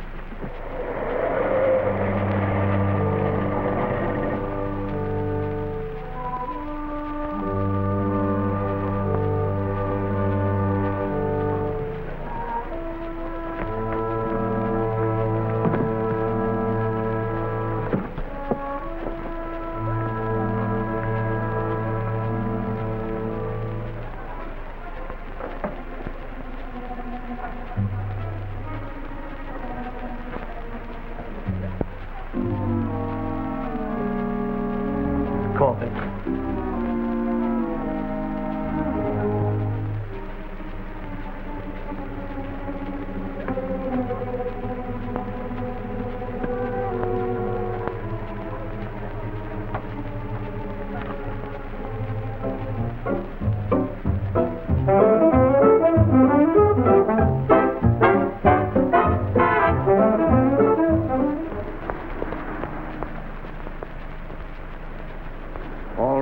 Yeah, Tracy and Carl are both in there, and the music's going plenty loud. Start the machine, Lucifer.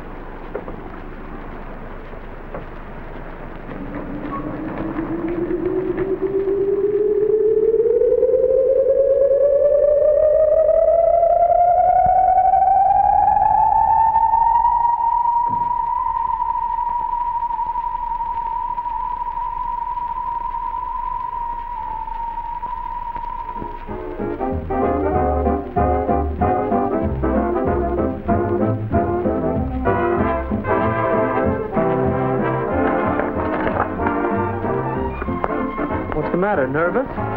No, but I'd have sworn that someone bumped into my tray.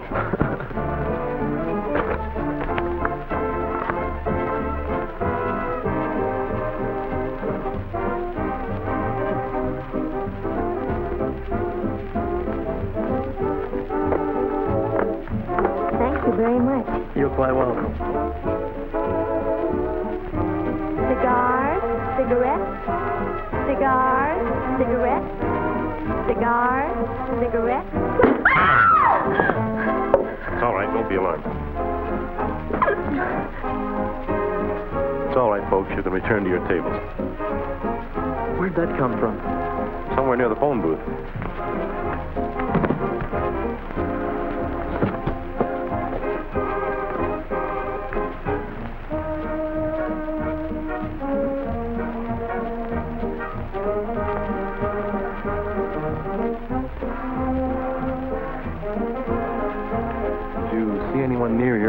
Picking up the cigarettes for the girl?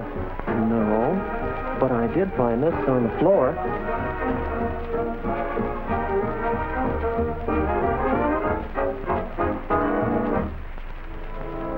Why, that's one of the badges the mayor gave the members of the secret council for their help in convicting Rackets Regan.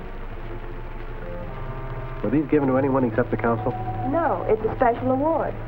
It all adds up to Cabot. He's a member of the council, and he asked you to go there tonight. You think that's Cabot's badge? It might be, but we'll have to prove it. Call all the members of the council. Tell them to come here at once and bring their badges with them.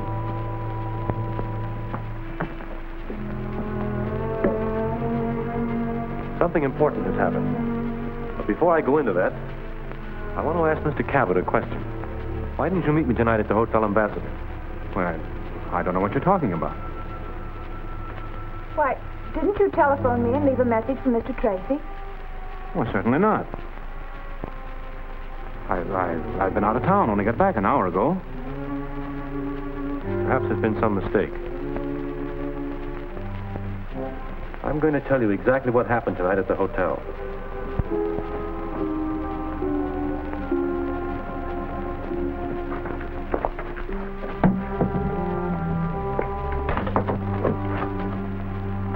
Get ready to cut them as soon as I get the signal. And this was dropped by the man who attempted to kill me. I'm going to ask each of you gentlemen to place your badge on the table in front of you.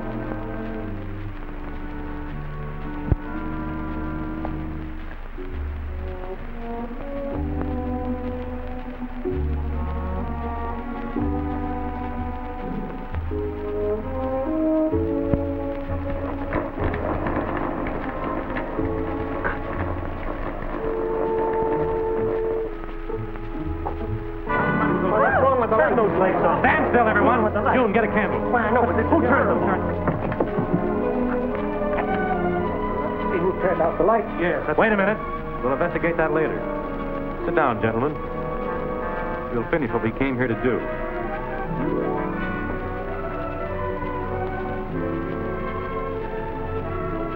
The badge I've just brought here has disappeared. Now, will each one of you please lay his badge on the table? I brought my father's.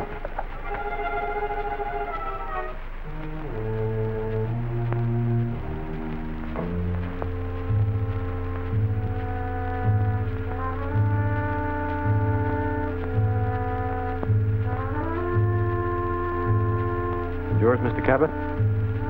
Why, I had my badge. Why, there's your badge at your feet. Oh, thank you.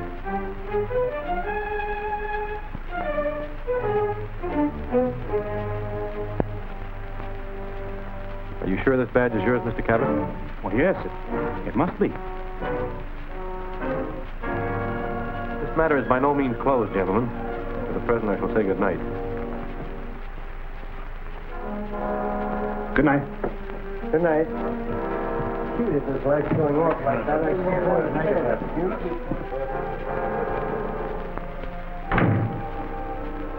Well, it looks like the ghost tricked us again, Dick. Maybe. But I think I'll talk this over with Bill. Will you pardon me? I thought Tracy had probably marked the badge he found. But I knew he was suspicious of Cabot, so I helped the suspicion along by trading badges with Cabot when he laid his on the table. That was quick thinking. No one seemed to suspect you. No. Although Cabot did have a very peculiar expression when he looked at the badge. And he wrapped it in a handkerchief before he put it in his pocket. What's the matter with your finger? I cut it when I was getting the badge away from Cabot. Did it bleed? A little. That's it. I must have left a blood stain, probably a fingerprint, on the badge Cabot picked up. That's what he was so excited about. You've got to take care of Cabot at once. Bring the machine.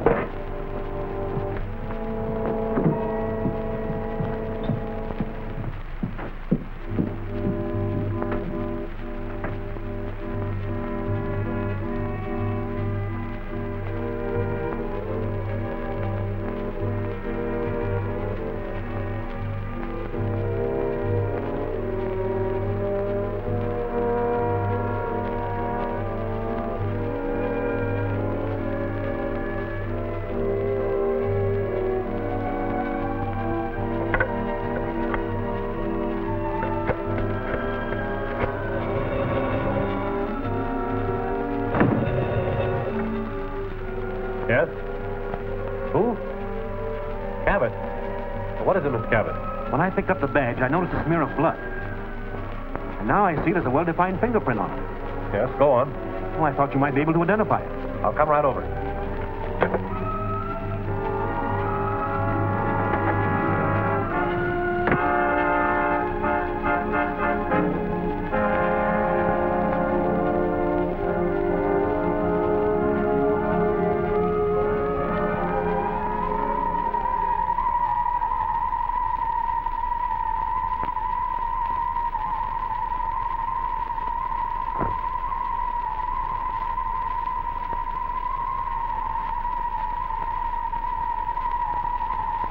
Stay right where you are, Cabot.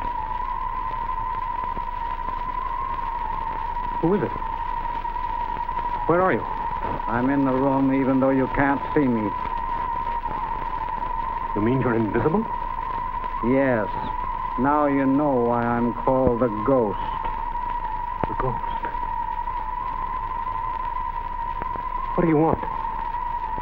Why are you here? I've come for that badge that has my fingerprints.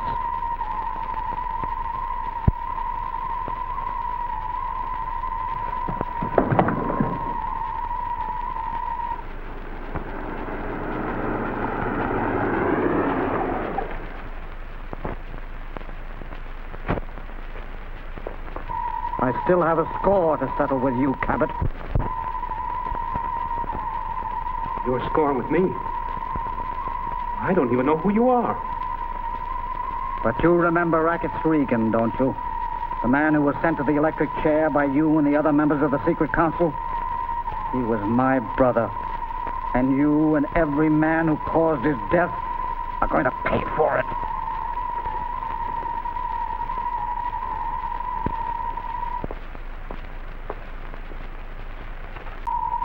No, don't.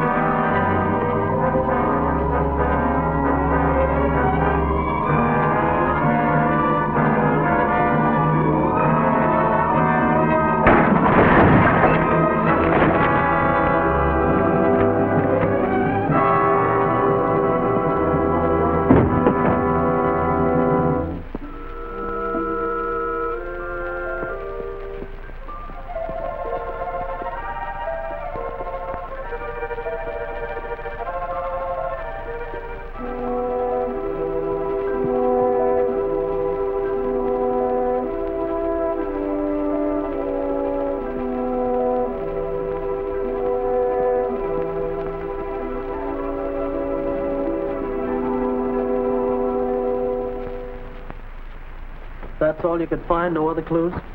No. And I'm more convinced than ever that that is the strongest clue we could have. You still believe the Ghost is wise to our plans before we ever start? Right. And since we only discussed those plans in the secret council meetings, one of our members must be the Ghost, or one of his accomplices. But how can we find out whether it's Brewster, Weldon, or Morton? I think I have a plan that will force the right one to make the first move. And when he does, we'll be in a position to nab him. But I'll need your help. I'm listening. I've called a meeting with the secret council for 2 o'clock this afternoon. And I want you to...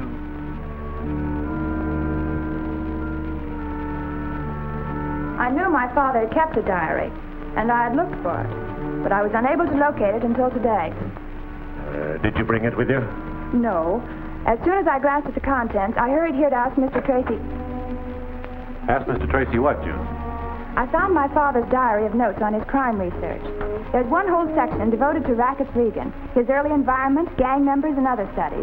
Good. Where is it? In a concealed safe in Dad's old waterfront laboratory. I found it while I was looking for some other papers. Why do you persist in believing that the Ghost is one of Regan's old crowd? Because I'm convinced he leaves Regan's fingerprint to inform us he intends to kill every member of this council for sending Regan to the chair. Well, he may be doing it to furnish us with a false lead. And while you're chasing it up some blind alley, the Ghost is marking one of us for death. Gentlemen, I don't question Tracy's ability to deal ultimately with the Ghost. Regan is his only lead. I don't think we should interfere with his following. Thanks, Mr. Morton. This diary will help me settle Regan's real position in the case. I'll be free to go to the lab with you in about a half an hour. Will you wait? Certainly. Well, gentlemen, that's all.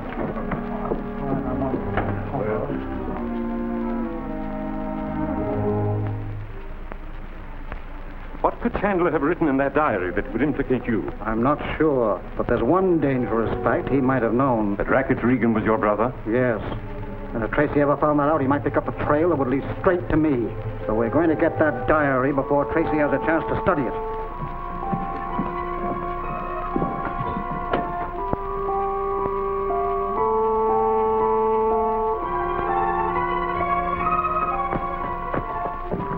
They're in there. Top floor, second door from the north end. Good. Start the machine, Lucifer.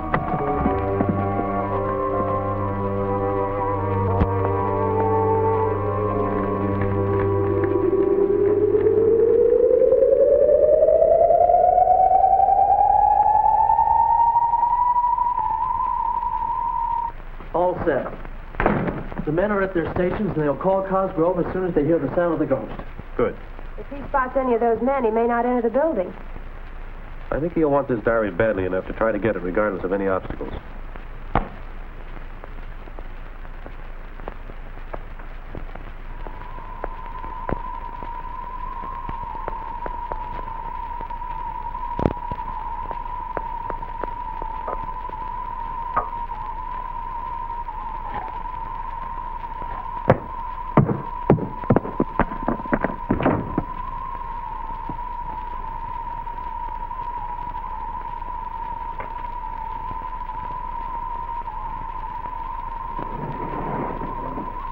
Listen. That's it. The ghost. Get back into the laboratory.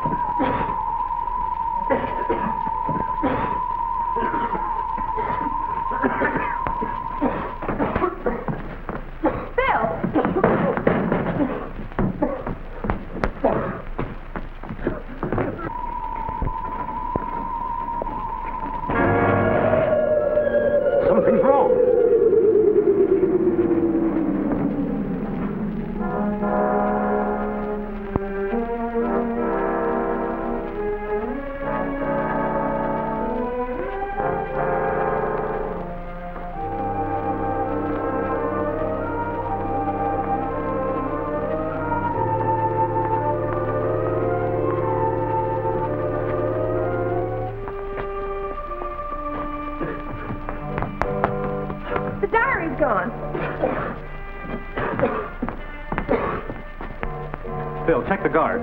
Right. The ghost got through. He's outsmarted us again. Not altogether. I turned on the dictaphone. If it picked up the sound, I may be able to analyze its frequency and find out what it is. That's right. You're an expert in sound research. That's nice work, June. When can we start work on it? Right away. The frequency calibration screen is in the laboratory.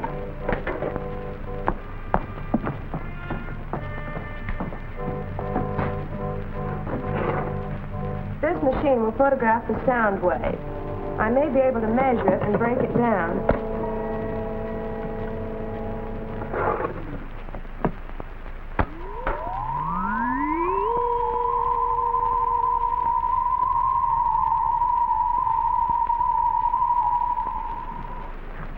Nothing but blank pages. What was that fool Tracy trying to do? Trap me? He might have. If you had dropped this disc while you were inside. Can you fix it? Yes, I think it's all right now. Put it on. We'll test it.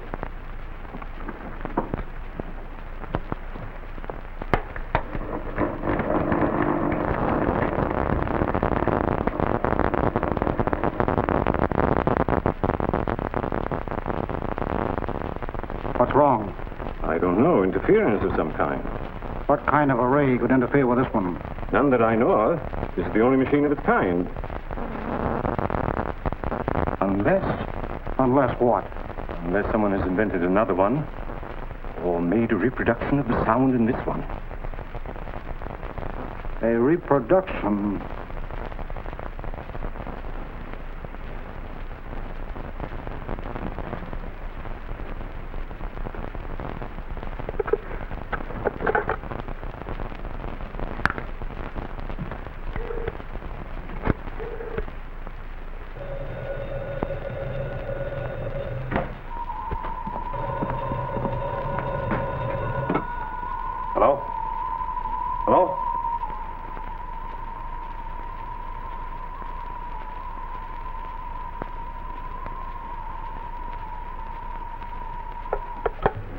So that was the trick. Tracy must have made a record of the sound. It came over the telephone. That's bad. June Chandler is an expert in sound research. Once she has the frequency of this wave, she can develop a counter-ray that will make ours useless. We can't let her. Corey will have to destroy that record before she has a chance. Go get him. I'll need a research book for my library. Good. I have to pick up Bill anyway. I promised to meet him.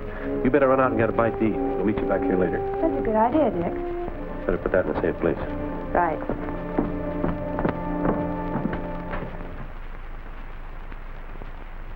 That's fine, Corey. Everything's set. Corey took care of the telephone box and the fire extinguishers. When that telephone receiver is lifted... And we can tell when they've returned to the laboratory by watching for the static disturbance on my machine. Exactly. They would only to be gone a half an hour, so you better get your machine started.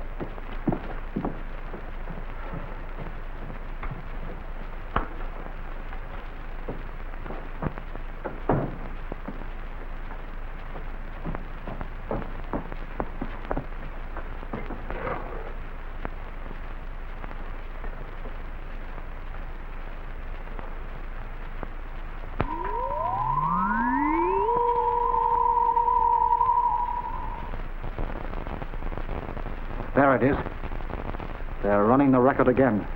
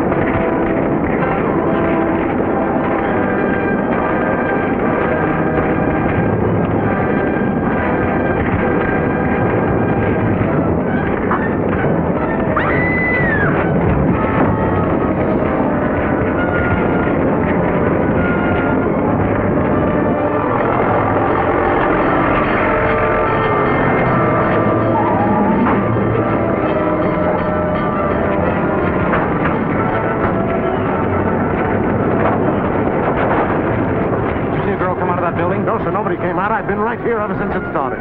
June must still be in there. I'm going to try to get in the back way. Right.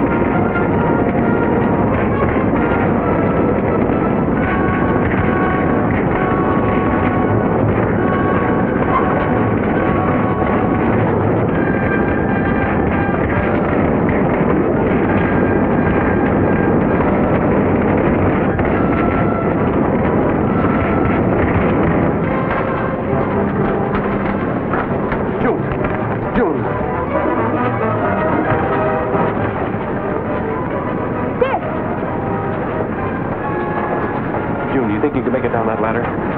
Yes? I want to go back and try to save that record.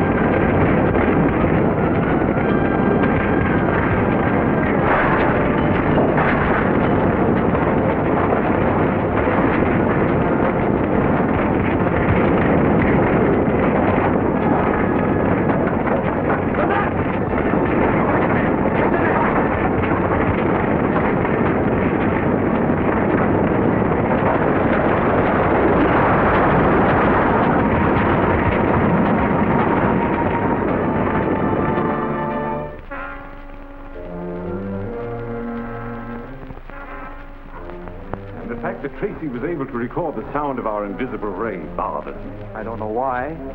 He admitted at the council meeting that the record was destroyed when the laboratory building burned. That's true, but... Stop worrying. I have a plan that will remove Tracy and the other members of the council at one blow. How? You'll have to be careful that suspicion doesn't fall on me.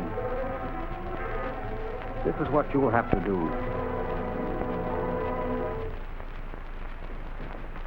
How are you, June? Fine, Dick. Here's some messages for you. I wonder how anyone knew we had the sound record down there. I think I have the answer for that. When we played the record back, it created an interference which they picked up. Of course, that's exactly how it would happen. Any call from Brewster about the test on his new aerial torpedo? I don't see any. Hello. Just a minute, Mr. Brewster. He's right here. Hello, Tracy speaking. Brewster! Brewster! Something's happened to Brewster. He screamed and then the line went dead. Where was he phoning from? The experimental plant. Come on.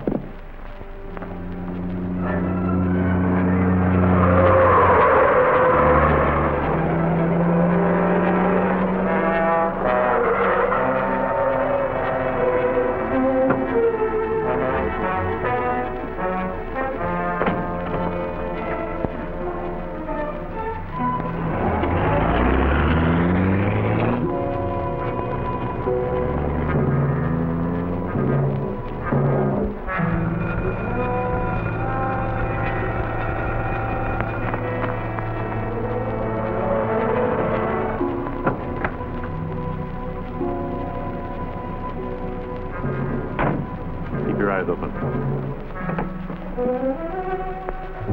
It's Tracy.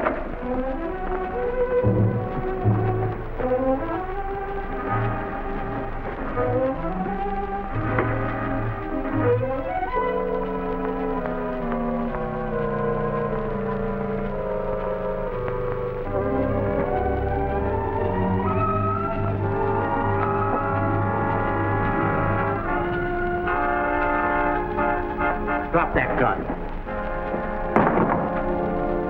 You ain't so smart, Tracy. Neither are you.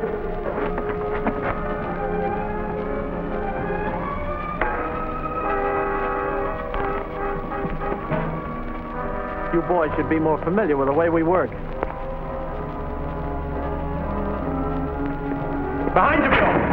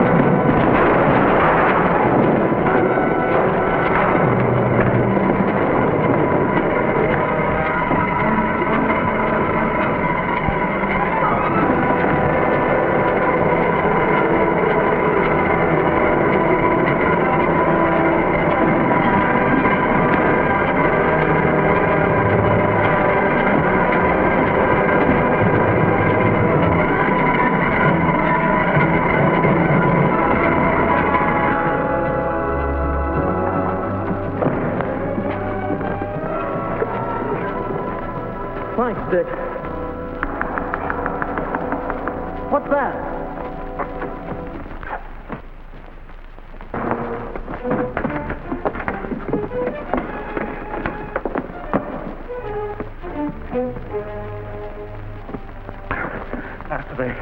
After they tied me up, I tried to phone you, but they were watching all the time.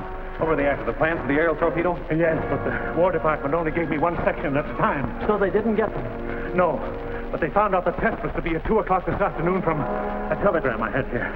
5 minutes to 2 now. Where's the test being held? At the foot of Brunswick Canyon. The Marines are conducting it.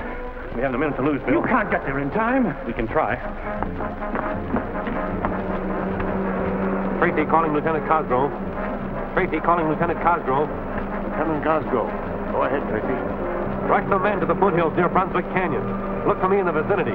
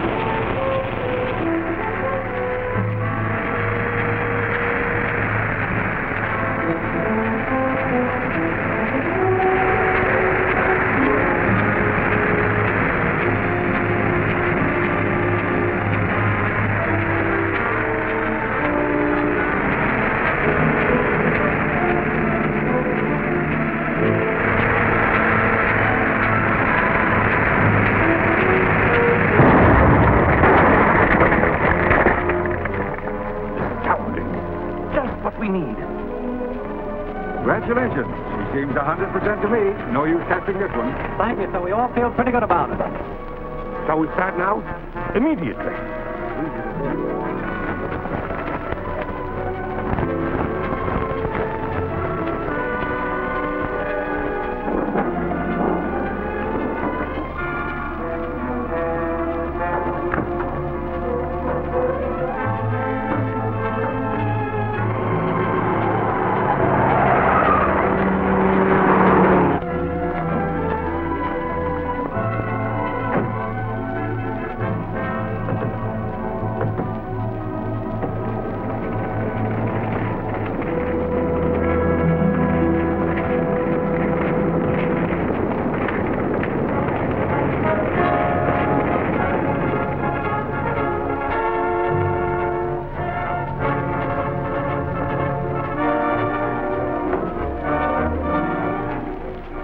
Side Indian Range.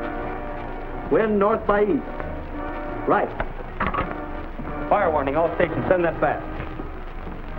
All ranger stations, attention.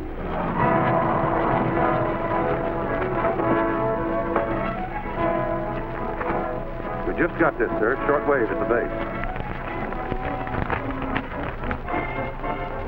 We'll clean up here at once. Get your equipment together. We need every man. Fire duty. Yes, sir. All right, men, follow me. On the double.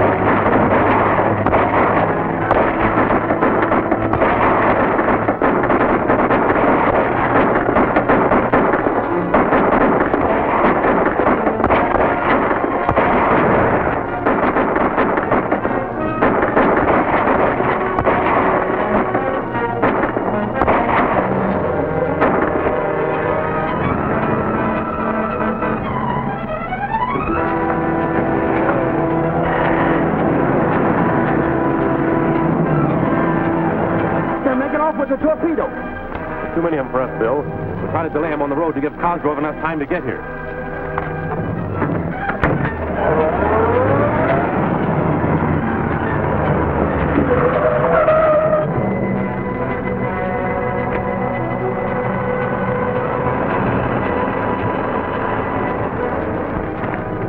be a good place to block them.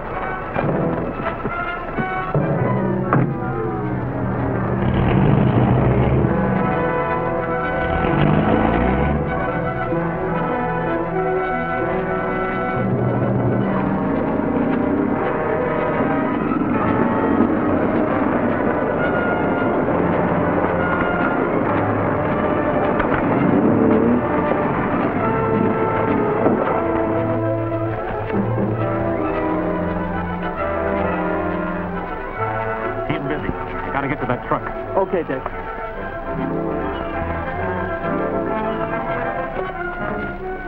Get it out of here. Right, boss.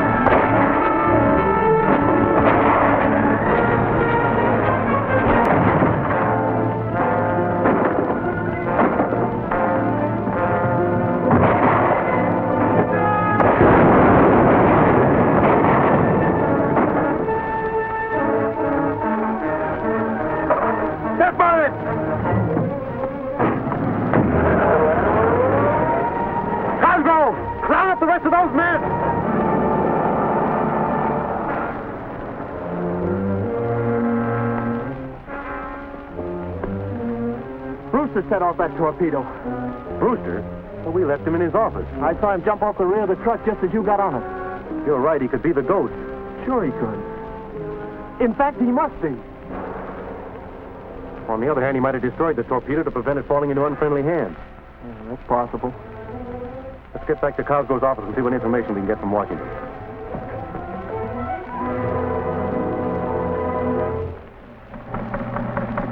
The miniature working model of torpedo is in Brewster's possession. Stand by for instructions. When Brewster told us about the attempt to steal a torpedo, he didn't mention a working model. It looks as though he framed the whole thing. Have model stored in safe place until further orders. Let's get out to the Brewster plant, Bill.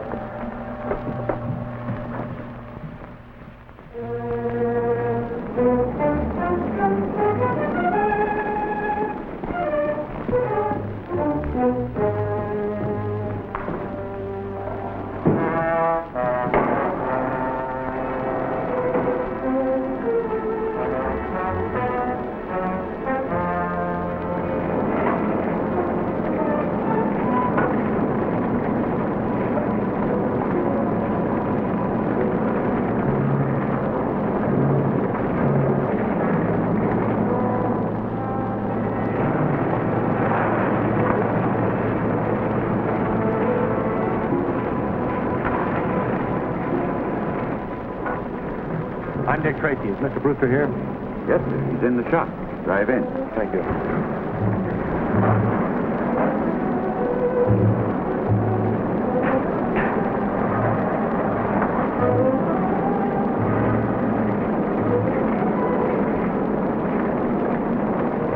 Mr. Tracy, look out!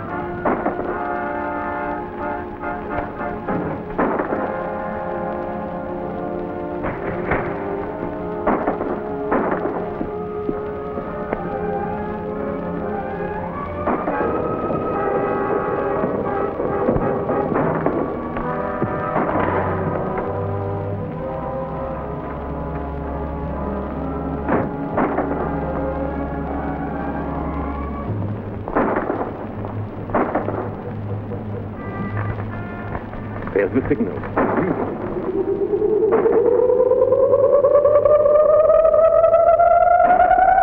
Straight ahead, slip on the way.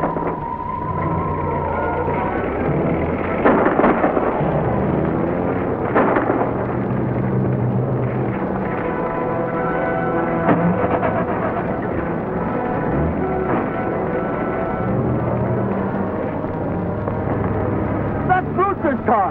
He's trying to get away.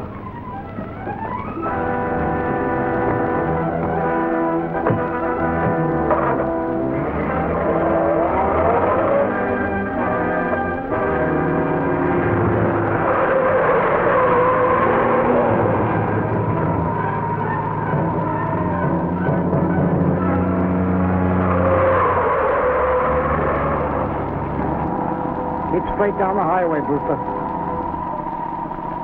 Who is it?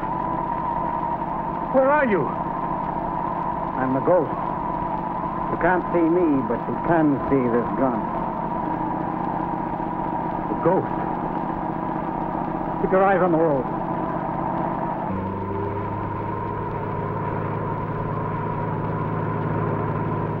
Here they come. Slow down.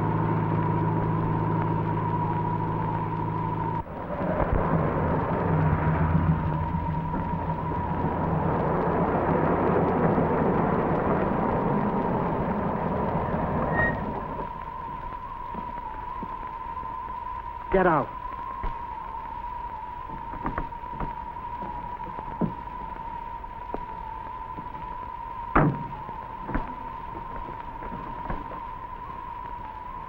Does this man know what to do? Yes, he'll lead Tracy off our trail. Fine. Get to my car, quick.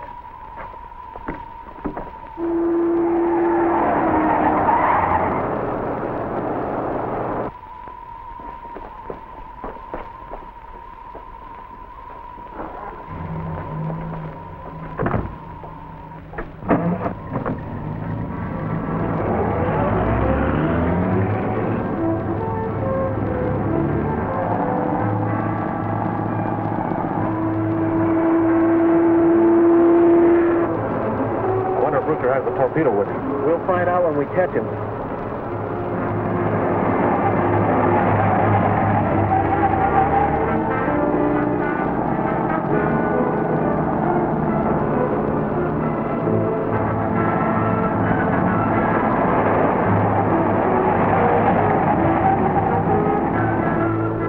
Maybe a flat tire will stop him.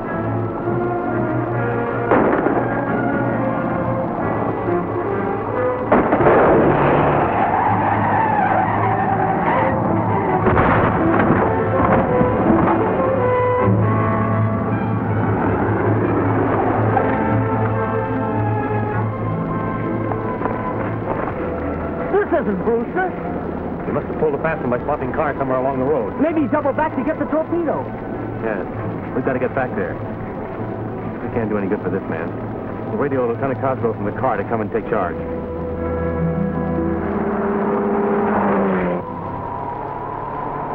Turn off the ray, Lucifer.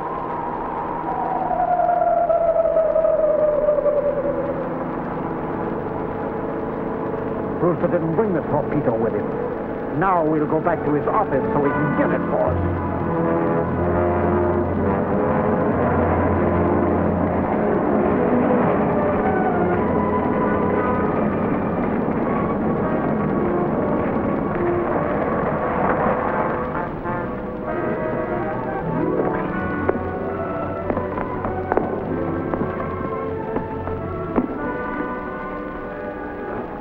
Ready to tell me where the torpedo model is?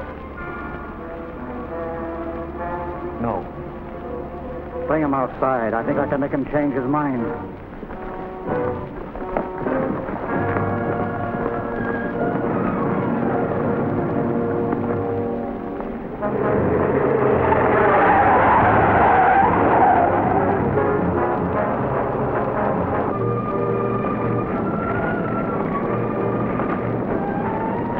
Show him the fire.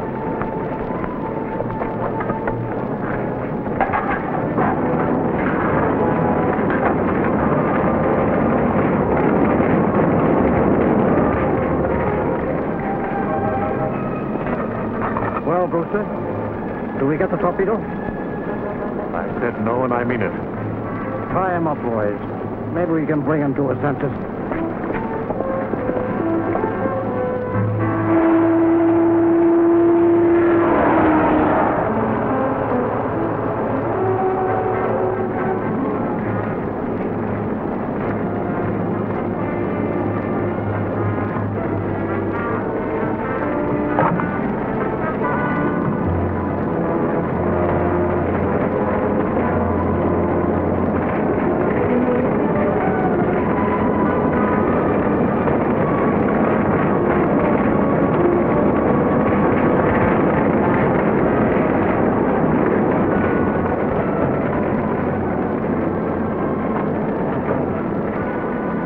This is your last chance.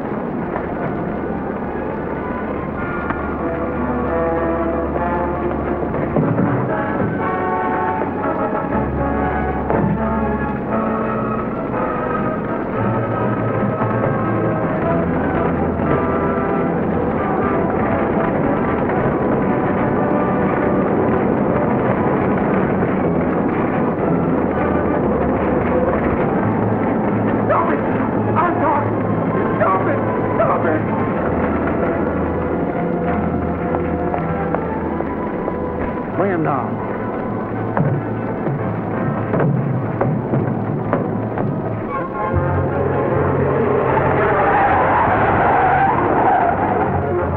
When we get back to the plant, Bill, head for the side entrance. All right, Dick.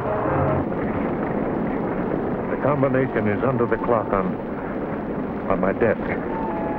Keep him here. We'll see if he's telling the truth.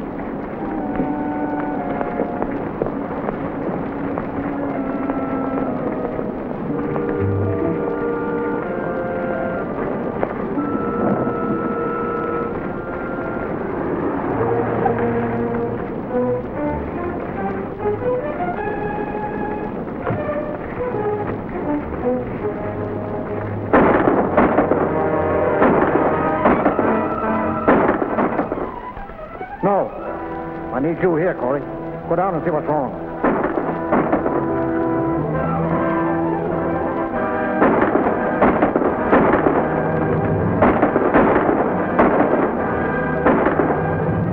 They got Brewster tied up. Use the car as a shield. I'll try to get to him.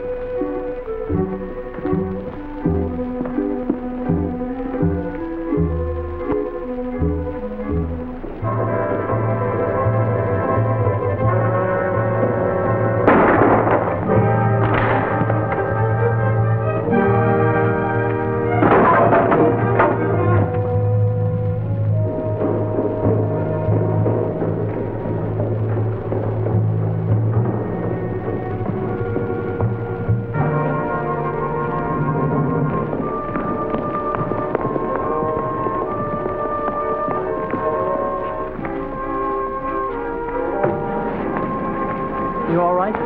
Yeah. Where's Brewster? He ran in the plant. I just heard a gunshot. And someone else is still in there.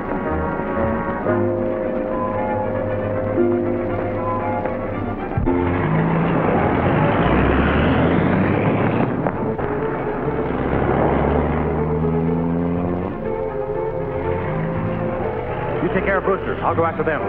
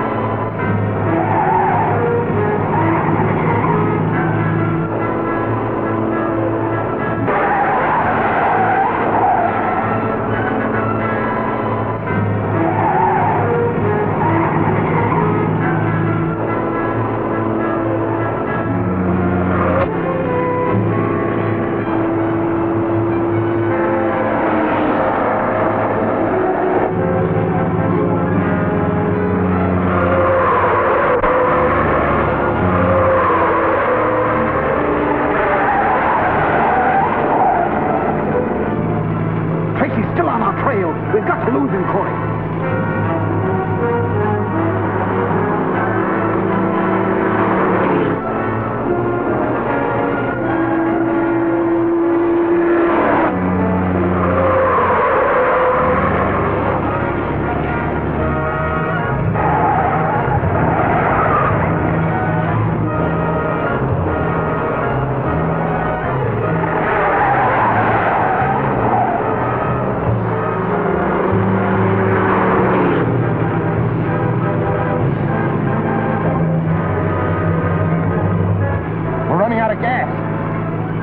That bridge, we can stop Tracy.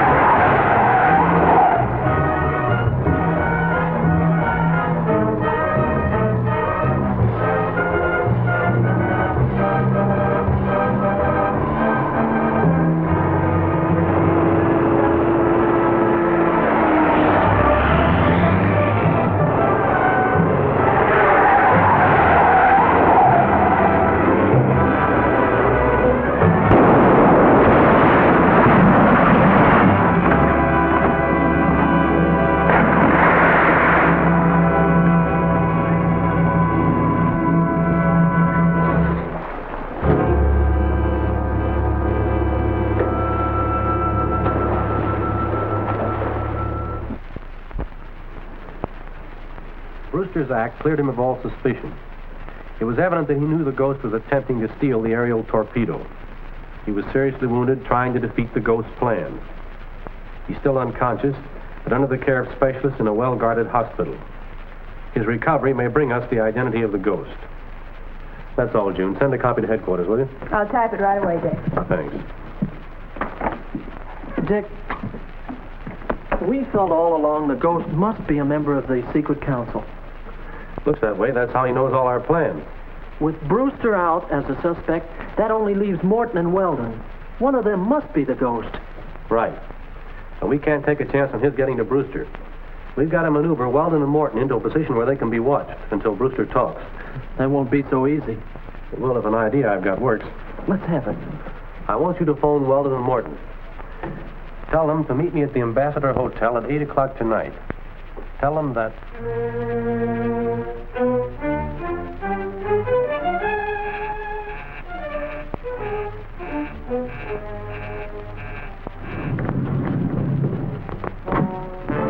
I'm expecting trouble tonight. What kind of trouble? I don't know. Tracy has called a special council meeting at the Ambassador Hotel. There are only two of us left, and I think Tracy's suspicions have narrowed down to us. Do you think it's a trap? Naturally. So whatever Tracy's planning, we'll match him trick for trick. Lucifer, you take the machine, park near the hotel, and be alert for a signal. I'll be there.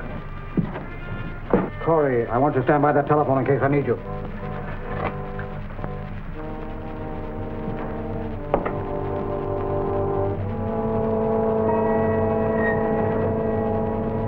So, gentlemen, when we learned the ghost was determined to kill every one of the council that sent Rackets Regan to the chair, I requested that you keep me advised of your whereabouts so I could arrange for your protection. That hasn't always been convenient, Tracy. Of course not. My time has been overcrowded by urgent business. So was Brewster's. He failed to cooperate, and yesterday the ghost shot him. Brewster shot? Was he killed? No. He rushed into a hospital immediately. The best doctors in the city are trying to save him. But if they fail, only Morton and I are left. And the ghost is bound to strike at one of us next. You've got to save us, Tracy. That's why I brought you here. This place is heavily guarded. You'll remain under our surveillance until Brewster identifies the ghost and we nab him. But I've important business appointments. I'm sorry, I'll have to cancel them for you. I've made no preparations to stay here. May I call my home? I can't risk advertising your whereabouts. I'll have your things brought down. Meanwhile, I think you'll find your rooms very comfortable. Mr. Morton?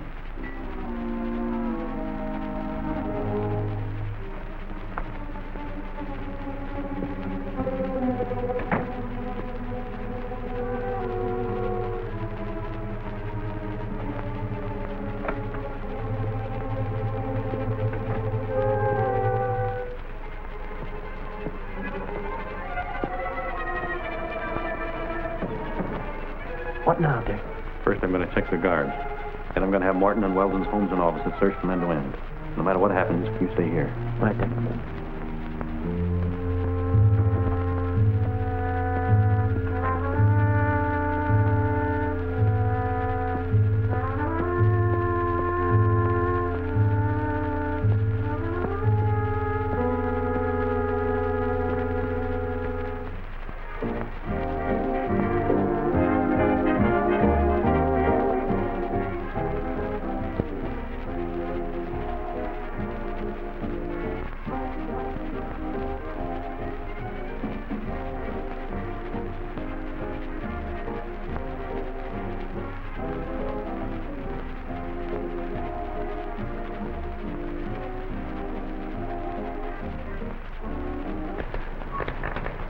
There's the signal.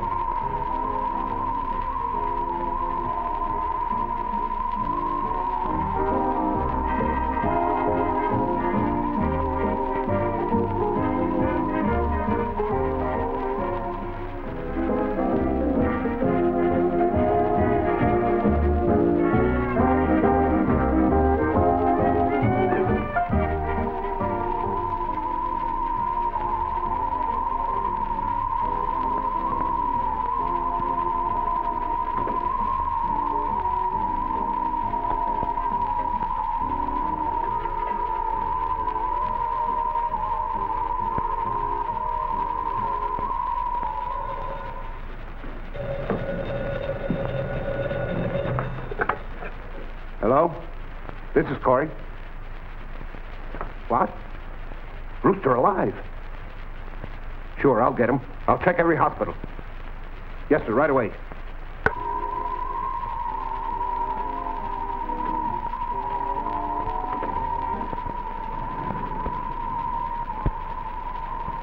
Pick up the cop. Turn it off.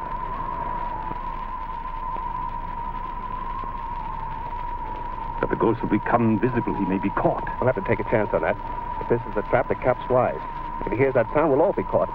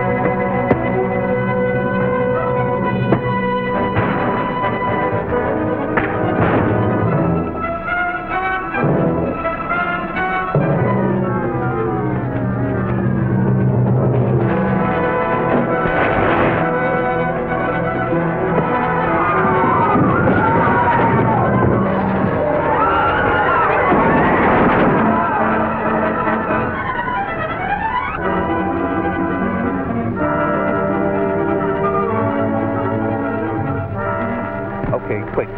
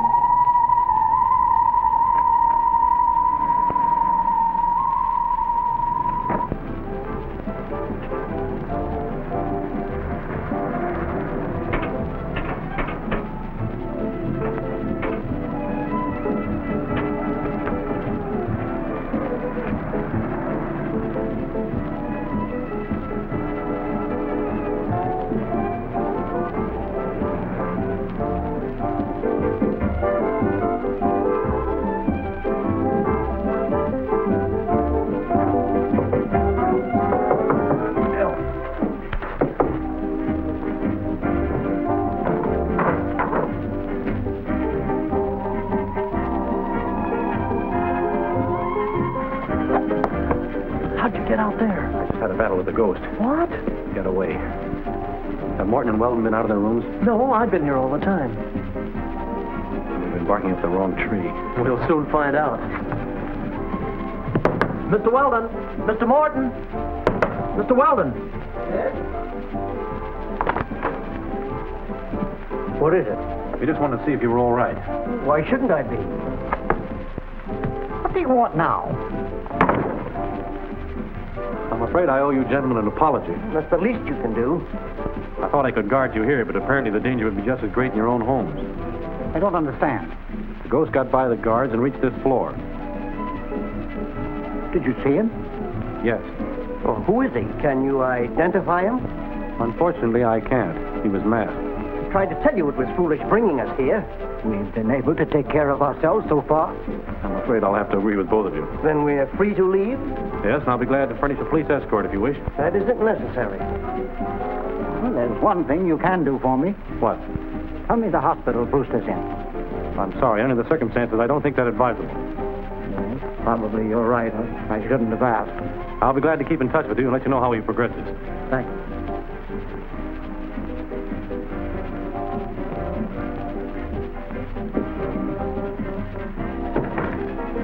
Something screwy around here somewhere.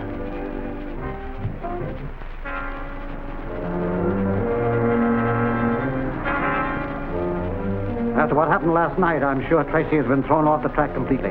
Now, if we can only locate Brewster and keep him from talking.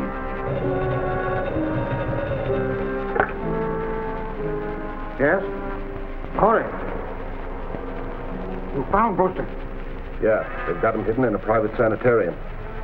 Sure, I know what room. He's in an oxygen tent.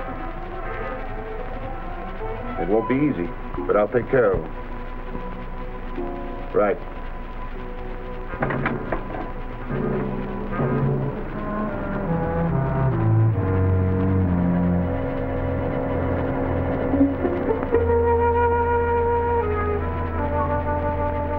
Mr. Brewster seems to be resting comfortably, but he may be unconscious for hours.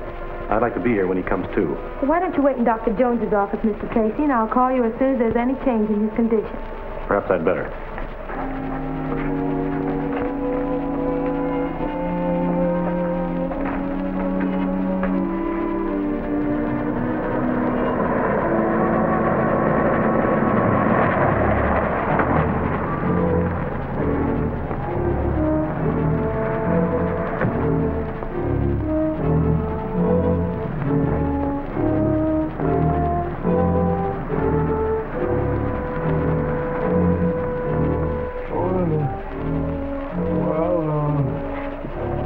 Mr. Brewster, all right. Where am I? You mustn't talk.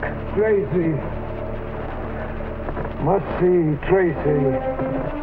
All right, I'll get him for you right away.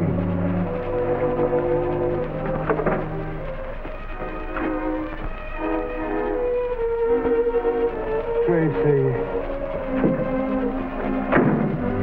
You can't come in here. Yes, I can. Give me that phone. What do you want? Tracy. That you, Tracy? No, I ain't Tracy. Who are you? Stop! Keep quiet. With that oxygen off you... Yeah, I know. Get in there.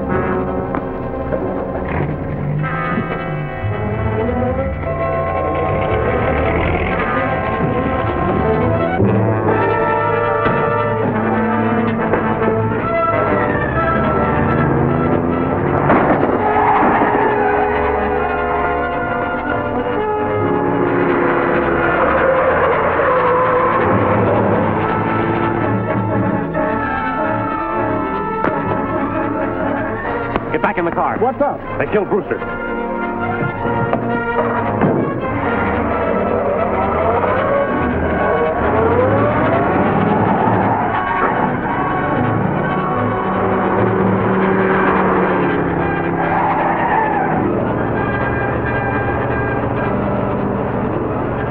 Stop a minute, Bill.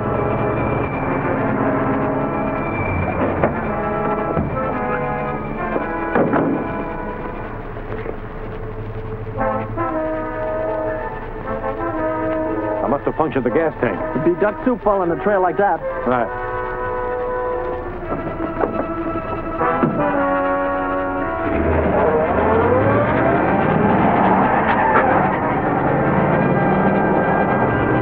I'm going to call Cosgrove and have some squad cars stand by.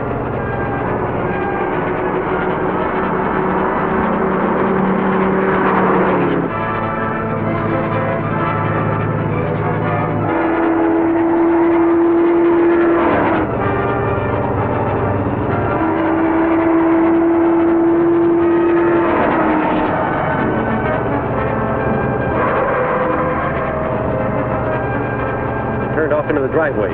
Slow down.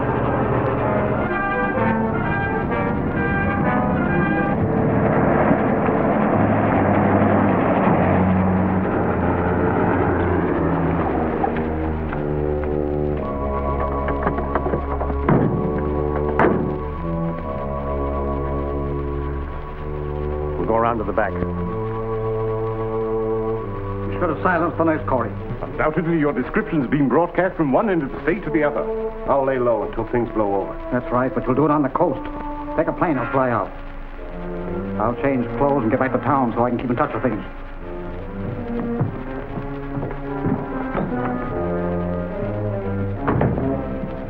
Hold it. Now the ghost walks right into our hands.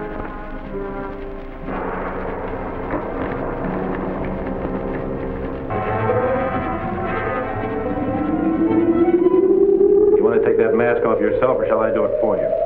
I intend to go on wearing this mask for a long time. There must be trouble outside. See what it is. So he can make himself invisible. That explains a lot of things. There's no time to lose. Tracy's here.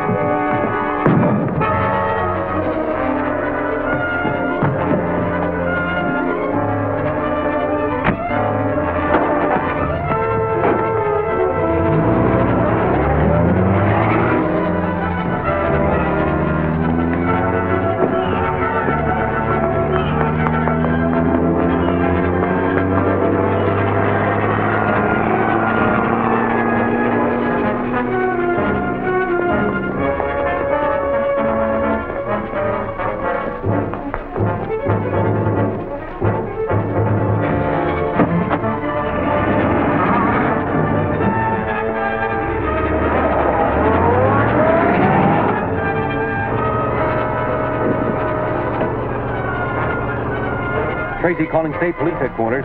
Come in, Tracy. I'm following him. He's headed north toward Highway 98. All right, Tracy, I'll broadcast a general alarm. State Police Headquarters calling all cars. Calling all cars.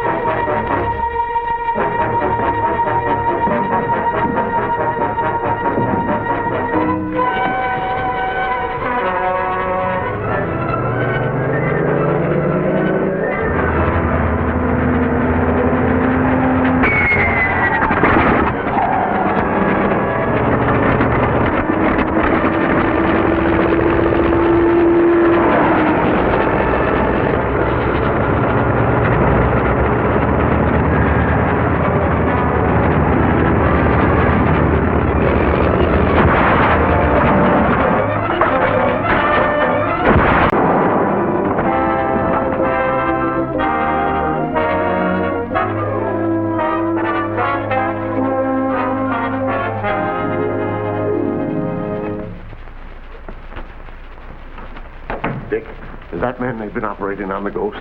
No. His name is John Corey, and he was working with the ghost. I don't know who the ghost is, but I know what he is. I don't understand. The ghost is a super criminal who has the power to become invisible. Invisible? Oh, but Dick, that's impossible. I saw him disappear within 6 feet of me. Who was he? I don't know. He wore some sort of a mask. But if I could only...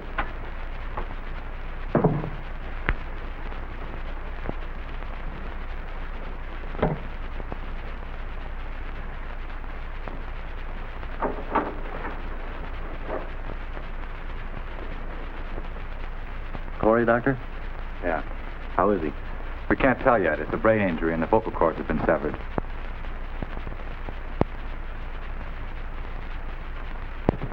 You can't dog it any longer. The doc said you can go. Suits me. Phone June and tell her I'll be right over at the office, will you, Lieutenant?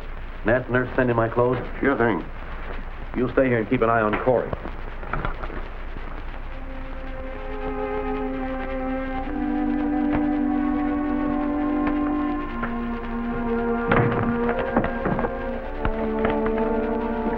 Hello, June. Hello. What on earth is that? You'll never guess, so I'll show you. This device makes an invisible man become visible. Really? How does it work? It's called a cathode detector. These batteries furnish a special kind of power for this infrared X-ray bulb. Isn't that the long wave developed by the signal corps? Yes, it's on the same principle. The X-ray can penetrate substance and show what is underneath. The rays from this bulb reverse that and reveal substance that cannot be seen by the human eye. I don't get it. I'll show you.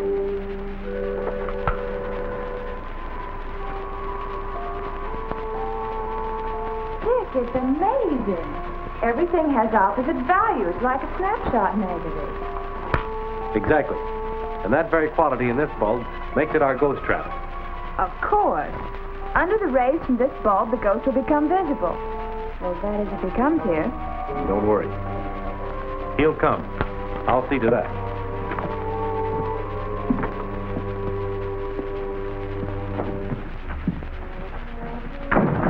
Well? I've been watching the Chandler house. Tracy's up to something. He's called a council meeting for tonight, and he's having Corey brought there from the hospital.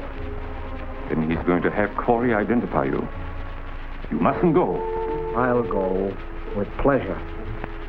After tonight, we'll never be in danger again. I'll remove the three of them. Corey, Tracy, and the other member of the secret council of 8. Be careful.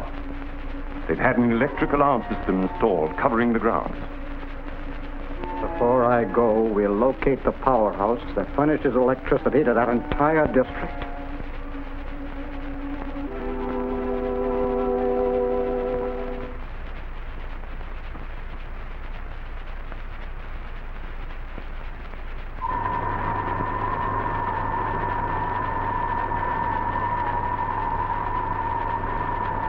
All right, Canfield, you know what to do when you hear Lucifer's signal.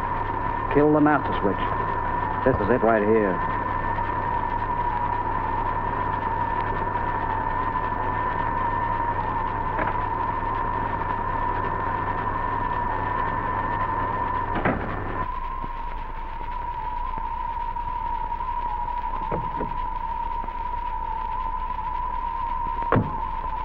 All right, Lucifer.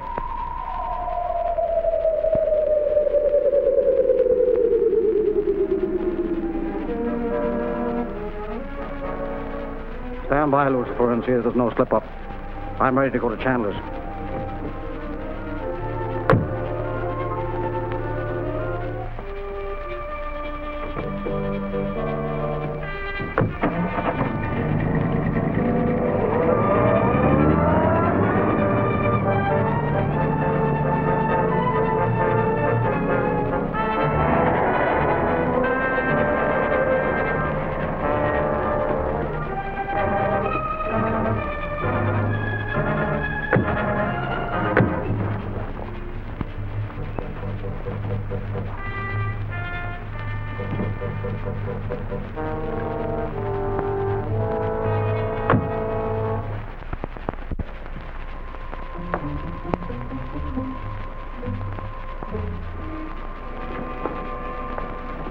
Take him in by the fireplace and then post the guard. Right. Are you sure you remember everything that Dick wants you to tell Morton and Weldon? Absolutely, every word. Good. Once you talk to them, go into the lab and close the door. The minute you hear the ghost high-frequency sound, turn on the detector, which lights the infrared X-ray bulb in that lamp right there. I understand. Mr. Morton's here. Send him in, please, Lieutenant. I'm on my way. Good evening, Mr. Morton. Hello, Carl. Good evening, Mr. Morton. Good evening, Miss Chandler. Oh, is Mr. Weldon here? Not yet. Come in, Mr. Weldon. Hello, Morton. Hello, Weldon. Who's that, Corey? Yes. He's had a sedative, but he should wake up soon. Then he hasn't spoken yet? No. He has a temporary paralysis of the vocal cords, but he signaled his willingness to Mr. Tracy to give valuable information in exchange for a pardon. I see. Where is Tracy? He's on his way here now with the doctor. The doctor's coming? Yes. He'll give Corey a stimulant if he needs one. Perhaps I'd better phone and see just when they left.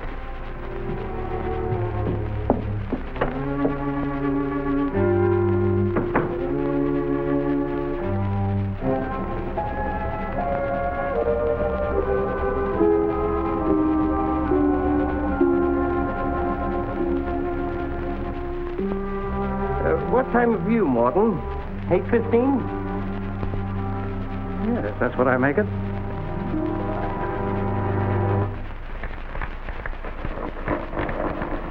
Ghost is ready to become invisible.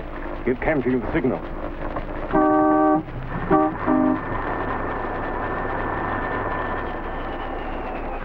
The lights. Well, the power must be off. Keep calm, Weldon.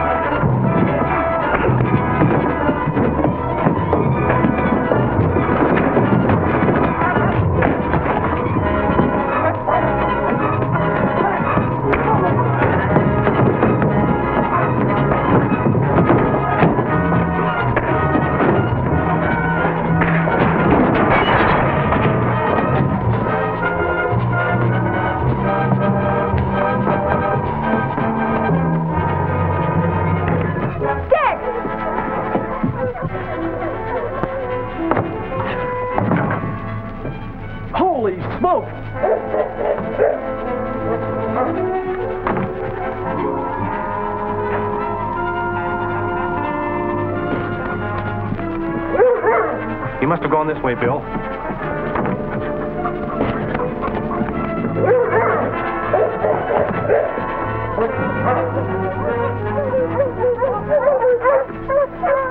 Follow their lead, Bill.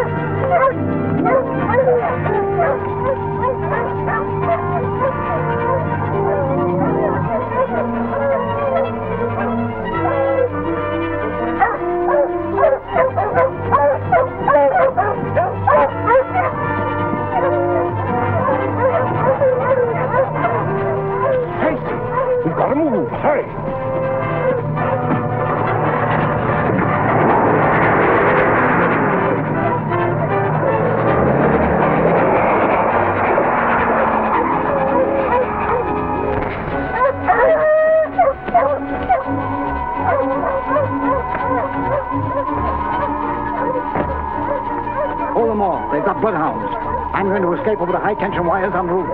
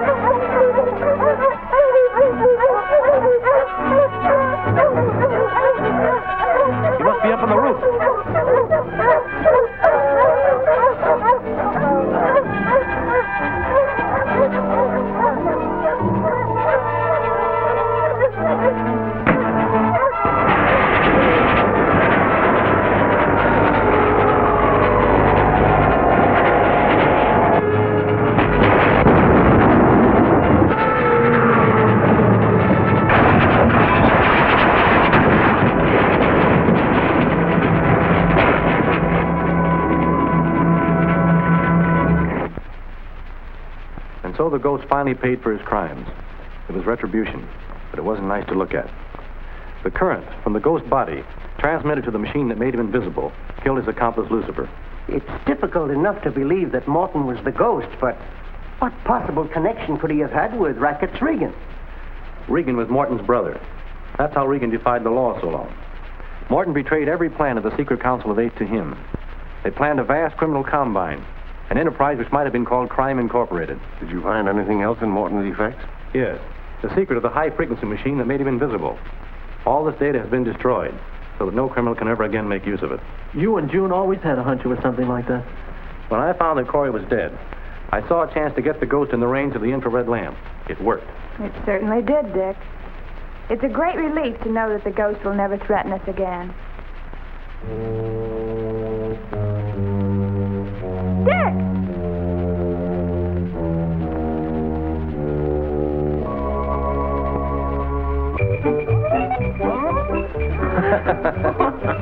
Well, it looks like our collaborators are here. Come on in, boys. Come on in.